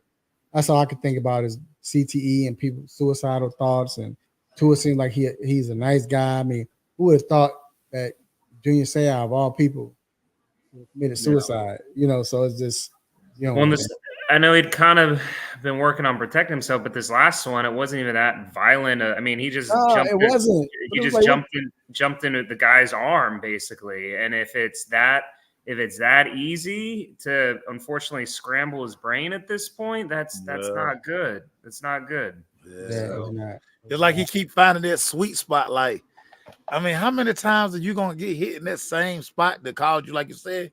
His body just because he hit his head when he fell back. His head hit the ground too. I saw that, and I didn't know whether, like you saying, Doc, I didn't know if it was him jamming his head into DeMar, or was it when he hit his head and he fell back. Yeah, I think it was more the initial contact hitting DeMar Hamlin, but yeah, because he kind of went limp fast too. Yeah, So, all right, so. Now, the Los Angeles can't get right. I mean, Los Angeles Rams, they dealing with more injuries. You got Cooper Kupp. Doc, they didn't put him on IR now. But where do you see him? When do you see him coming back? How long? Yeah, Rams offense down for sure, unfortunately. I don't know what Matt Stafford did to deserve this kind of karma, but I mean, it's good. Like you said, they didn't place him on IR. Obviously, that means they expect them to have him back sooner than 4 games when the initial whispers were he was potentially going to go on IR. So, again, we're not going to see him this week.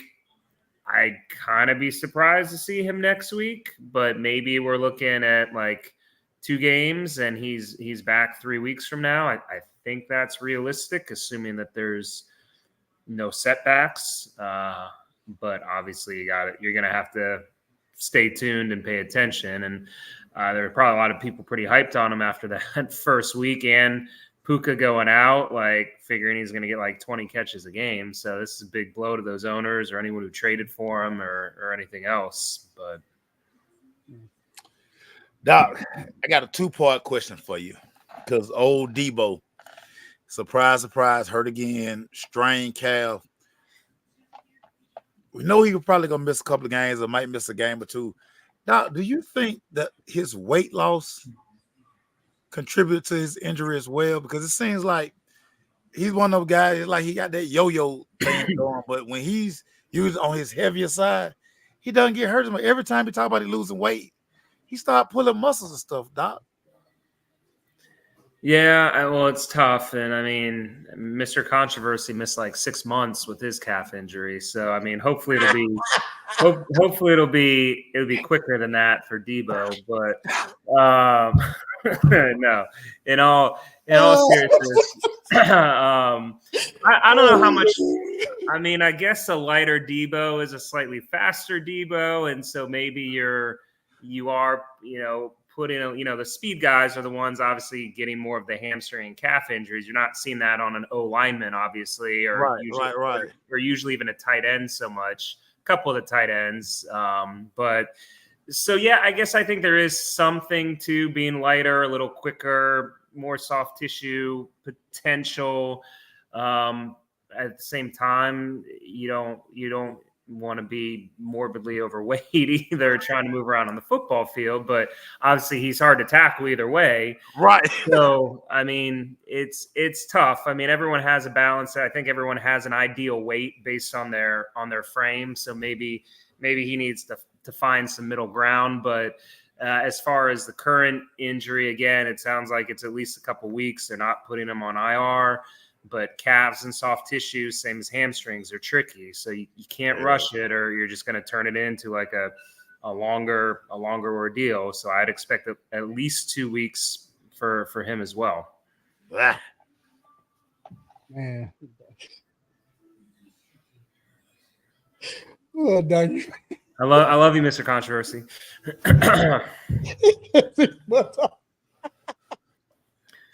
Oh man, all right, man. Oh, that was a good one, man. You got to be good on that one. All right, Isaiah Pacheco. He was actually placed on IR after fracturing his fibula. Considering they're saying he needs surgery on that. I think they're saying like 6 to 8 weeks, or I think that's what they're saying, 4 to 6 or 6 to 8 weeks. How long is that realistically? Like, how long does it take for it to heal? When injury. Now this one hit me. He was one of my guys and one of my most important fantasy team. But yeah, I think he actually already had the surgery today from what I saw. Okay. Everything apparently went well. They said that there was no ligament damage or additional soft tissue stuff. So it sounds like it was predominantly just bone and fibula, which might get him back a little bit on the sooner side of that ETA, which they basically said 6 to 8 weeks. Obviously, he got an automatic 4 with IR. So, it probably takes a fracture, once you put a plate or screws or whatever they ended up likely doing for it, it probably takes at least 4 weeks to heal enough where you can really start doing more weight bearing stuff, especially at a higher impact level. Probably by 2 weeks, he's starting to do some mobilization and some stretching and strengthening, just not so much running and jumping. So maybe by 4 weeks, if he has good healing and stability, he's going to integrate into that. But then it's at least going to take another couple weeks from there to then build the football activity. So even though everything went well, I could still see it being more like the 7 to 8 weeks, not even though I'd love for him to be back sooner than that. I think it's going to be towards the latter end of that time frame. And also if it's something where the Chiefs are certainly playing reasonably well and they're kind of looking at the big picture in playoffs, they're certainly not going to want to rush him back out there too quickly and make sure he's going to be healthy by the end of the season and playoffs too. So yeah, no TO, TO freak of nature. Right. TO say, whatever, I broke everything, I'm back. Right. Whatever, TO. Let's talk Kenneth Walker, the 5th, 3rd, 4th, whatever he is, and this oblique. Oblique's real funny, doc. Even if he can, I'm a tough guy, I can handle the pain. How tough is an oblique injury to come back from? Yeah, obliques are, I don't say they're rare. It really is more of you see it more in baseball with more the rotation of exactly swinging, or even pitchers coming through throwing. So again, a little rarer in the football world, but we see it. And yeah, to your point, it is somewhat of a pain threshold, but at the same time, you're taking hits. I'd put it up there kind of like a rib injury. Similar. Obviously, it's in that vicinity. So some of it's pain control, but you got to be able to take hits and move around, and you don't want it to turn into something that lingers longer than it needs to. So I don't think it looks good for him this week. He's obviously missed last week. I think he was did not play today in practice. Right. So I think very doubtful for this week. I think possibly you could see him back next week. That would give him a full, almost like 3 weeks from week 1 of recovery. I think that's realistic, but I would not expect to see him back this weekend. All right, there you have it. Dr. Donnie hopefully picked up Zach Charbonnet or whatever. I picked him up. I still got him. I picked him up in one of my drafts. I got Kenny Walker 3rd. Like, I was gonna pick him up anyway because that joker, or 2nd, whatever he is, but that joker always get hurt. Yeah, and back to the previous talk, I didn't pick anyone up yet, or honestly from the Chiefs backfield, because I don't know if that's really a clear picture of who's really going to be getting the touches or carries, right. But I guess we'll see. You know what? Just real quick to tap into that. I try to get P-Line just because last time they brought in Kareem Hunt, or remember the time they brought in Le'Veon and they didn't use him as much, P-Ron has been there. He knows the plays and everything. So it's just like, but I hear you. Like you don't have a Yeah. Well, and there's still even an outside chance that Edwards Hilaire is back by week 5. I know he started on the unable to perform list, but right. Clyde the Glide is still out there and could possibly be back for them in a few weeks too, depending on like that. Right. So, yeah. All right. Well, we appreciate it, Doc. And hey, man, it's time to get on these picks, man. Yes, sir. I'm not gonna put the I had the picture up of our records, but it has the teams.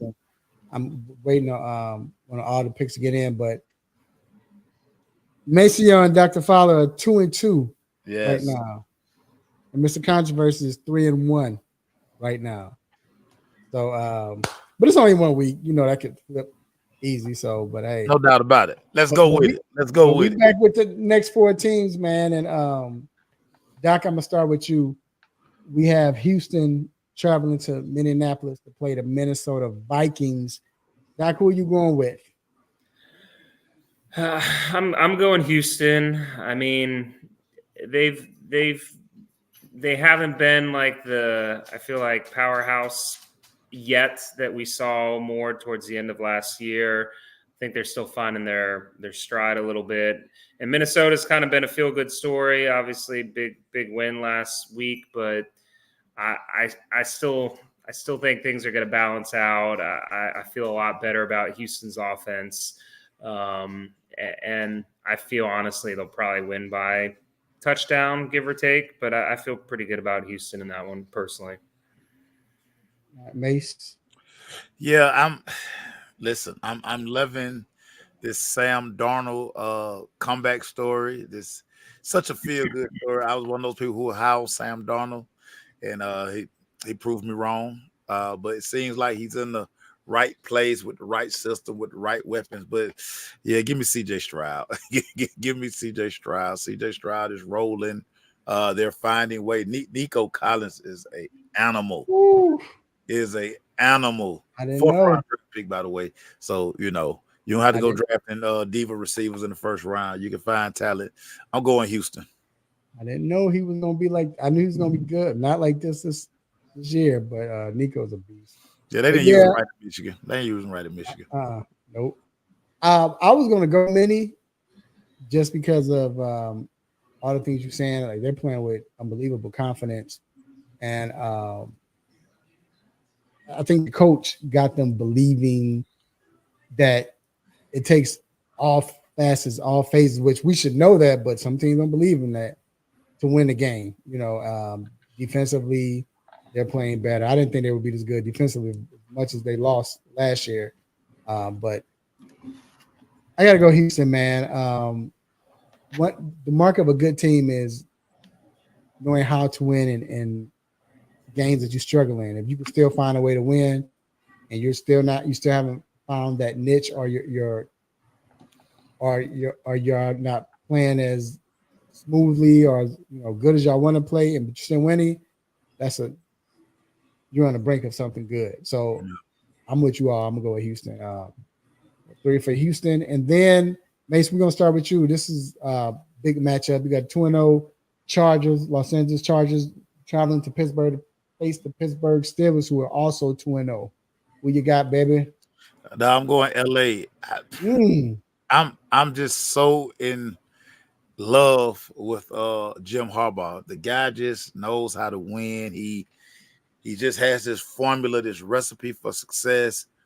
He's limiting Justin Herbert's throws. He's not letting him throw the ball all over the yard like that dummy Staley who was there last year.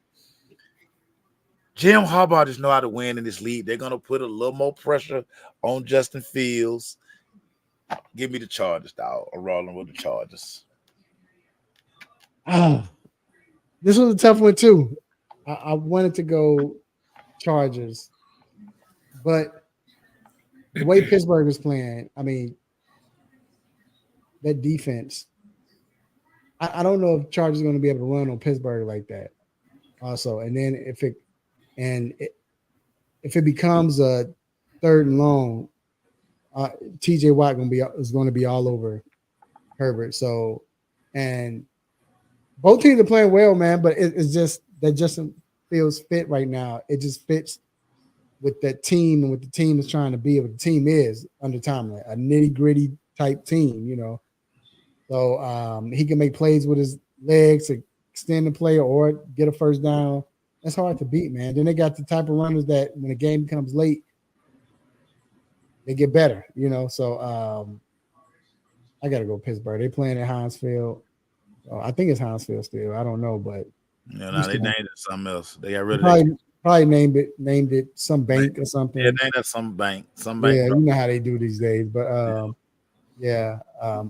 going with the Pittsburgh Steelers at home. Yeah, I'm going Steelers too. By the way, I don't think Mace actually texted in his picks to the thread, so we better keep this recorded. So yeah. I'm giving it to you because I was like switch up his picks and be like, no, I wouldn't do that. I went 4-0. I went 4-0. Right. Nah. I'm honest Abe on the picks. Yeah. I like I'm sending them in as we give them. I'm sending them in right now. Okay. I like it.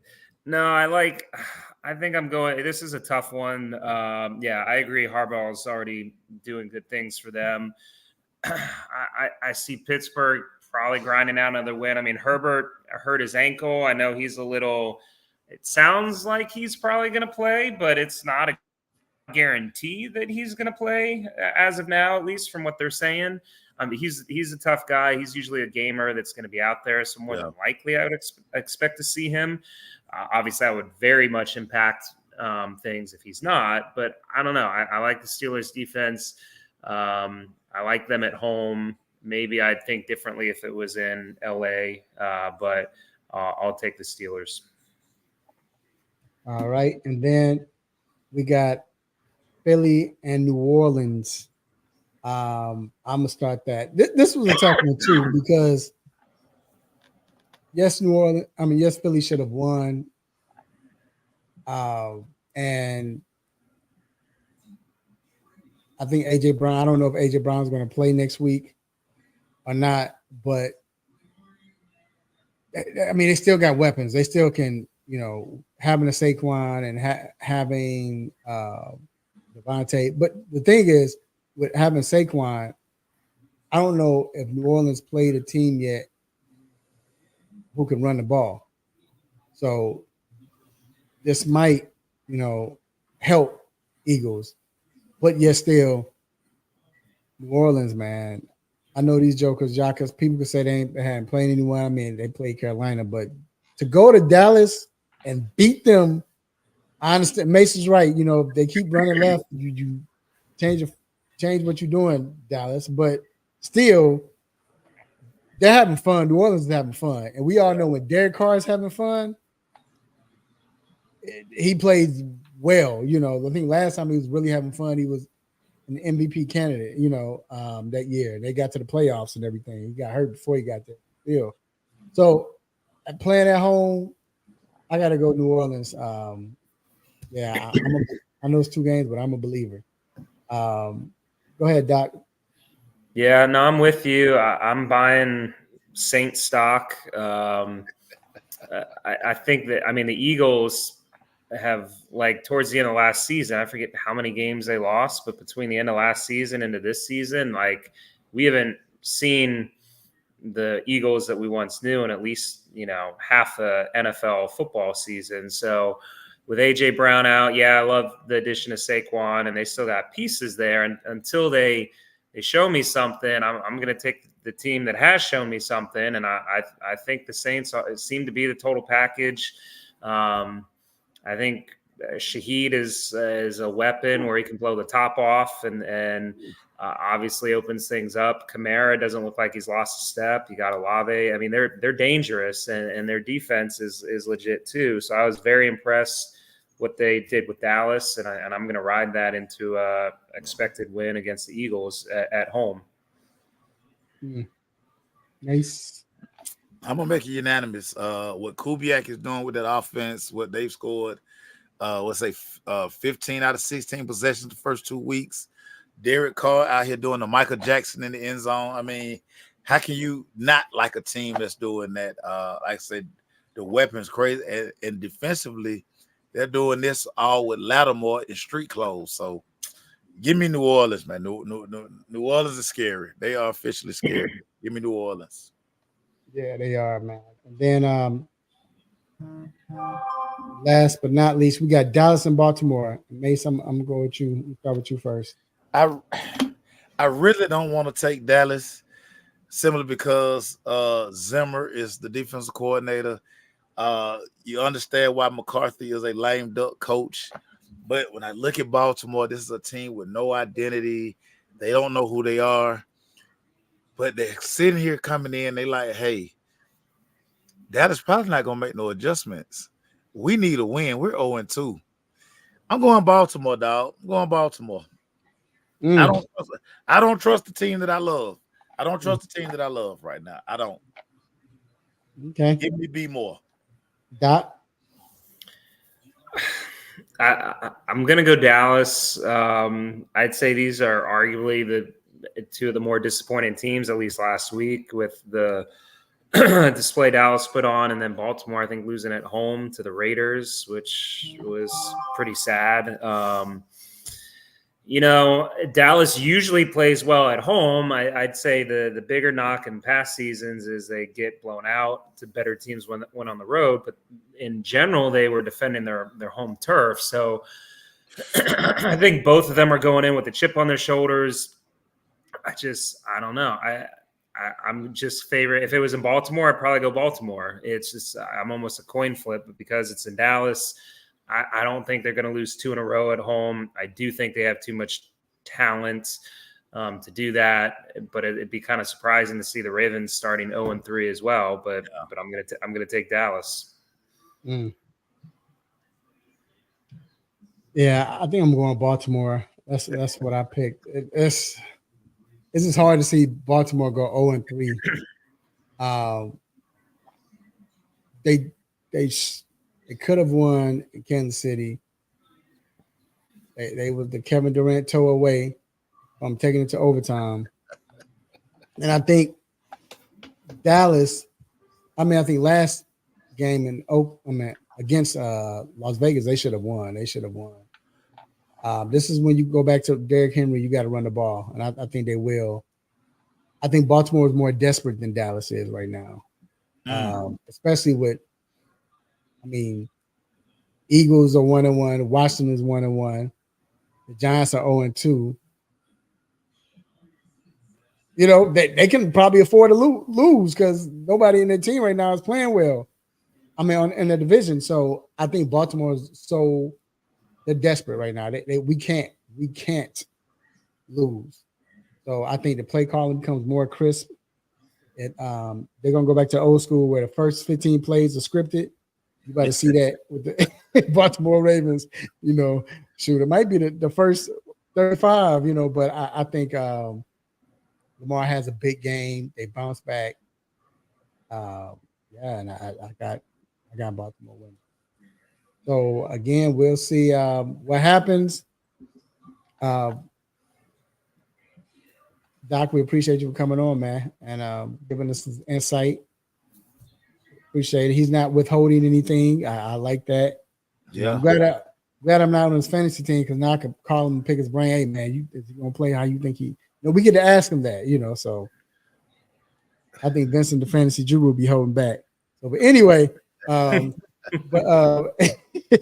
Doc, we appreciate you, man. You have a safe and wonderful week, sir. All right. Appreciate you, Doc. All right, fellas. See you next week. All right. All right, Mace. Last but not least, man, the baseball standings, man. Your Braves, bro. Is it a wrap? Can we just say it's a wrap? I've been telling y'all for weeks, man. Nothing good is gonna happen to this team, man. Just pack it up. I don't want to get in the wild card game and then lose 13-0 first game and then be packed it up. Let's just pack it on in now. Let's just go and pack it up, dog.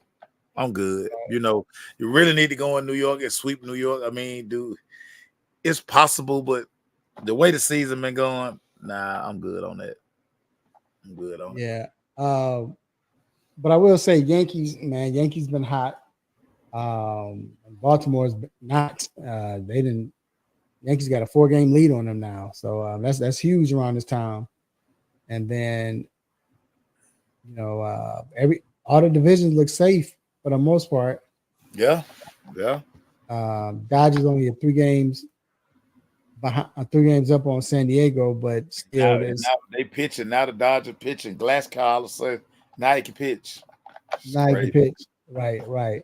So, how is Braves finished with Kansas City? Braves finished with Kansas. I don't know. MLB. I don't know. Look, MLB. Vince coming in, Dr. Fowler versus Dr. Oz, who y'all but Dr. Oz a little dude, man. Dr. Oz a little dude, man. Hey, so I don't know if you know real quick. When every time we used to have when we was in the studio, we had Dr. Fowler in the show. And it's just people would actually call and be like, yo, is that Christian McCaffrey? They all used to think he was Christian McCaffrey all the time. He'd tell you, I used to always joke about it all the time. Always thought he was Christian McCaffrey. So only difference is he's not hurt all the time. But yeah, Dr. Oz too little, man. He probably ain't got no hands, so he ain't old too. So yeah. Give me Dr. Fowler, man. Give me Dr. Fowler. So let me ask you this. Right now, we're gonna talk about it again. Judge right now is batting .323. Monster. 53 home runs, 136 RBI. He's got to be the AL MVP, right? He has to be. Has to be, right? Who's and like right now, he's on a tear right now. I mean, these moonshot home runs he hitting, dog. He hitting buildings and stuff all of that. Right. It's crazy, man.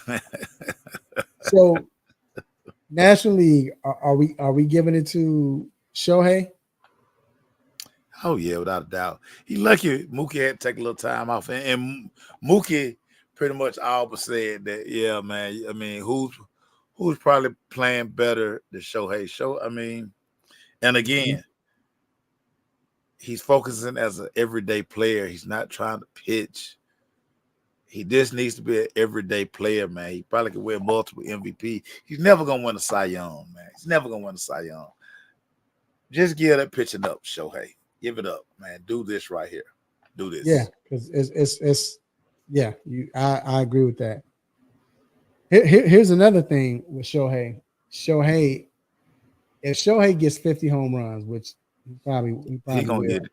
He gonna get it. What does this say for just his legacy, man?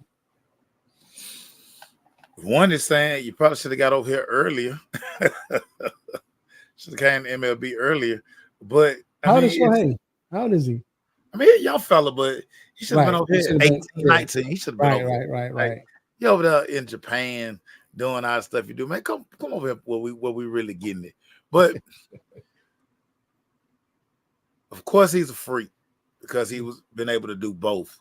But I think, again, if he just focuses on just being an everyday player, not worry about every fifth day pitching and then have to sit down a couple other days, we could witness a stretch that's probably phenomenal.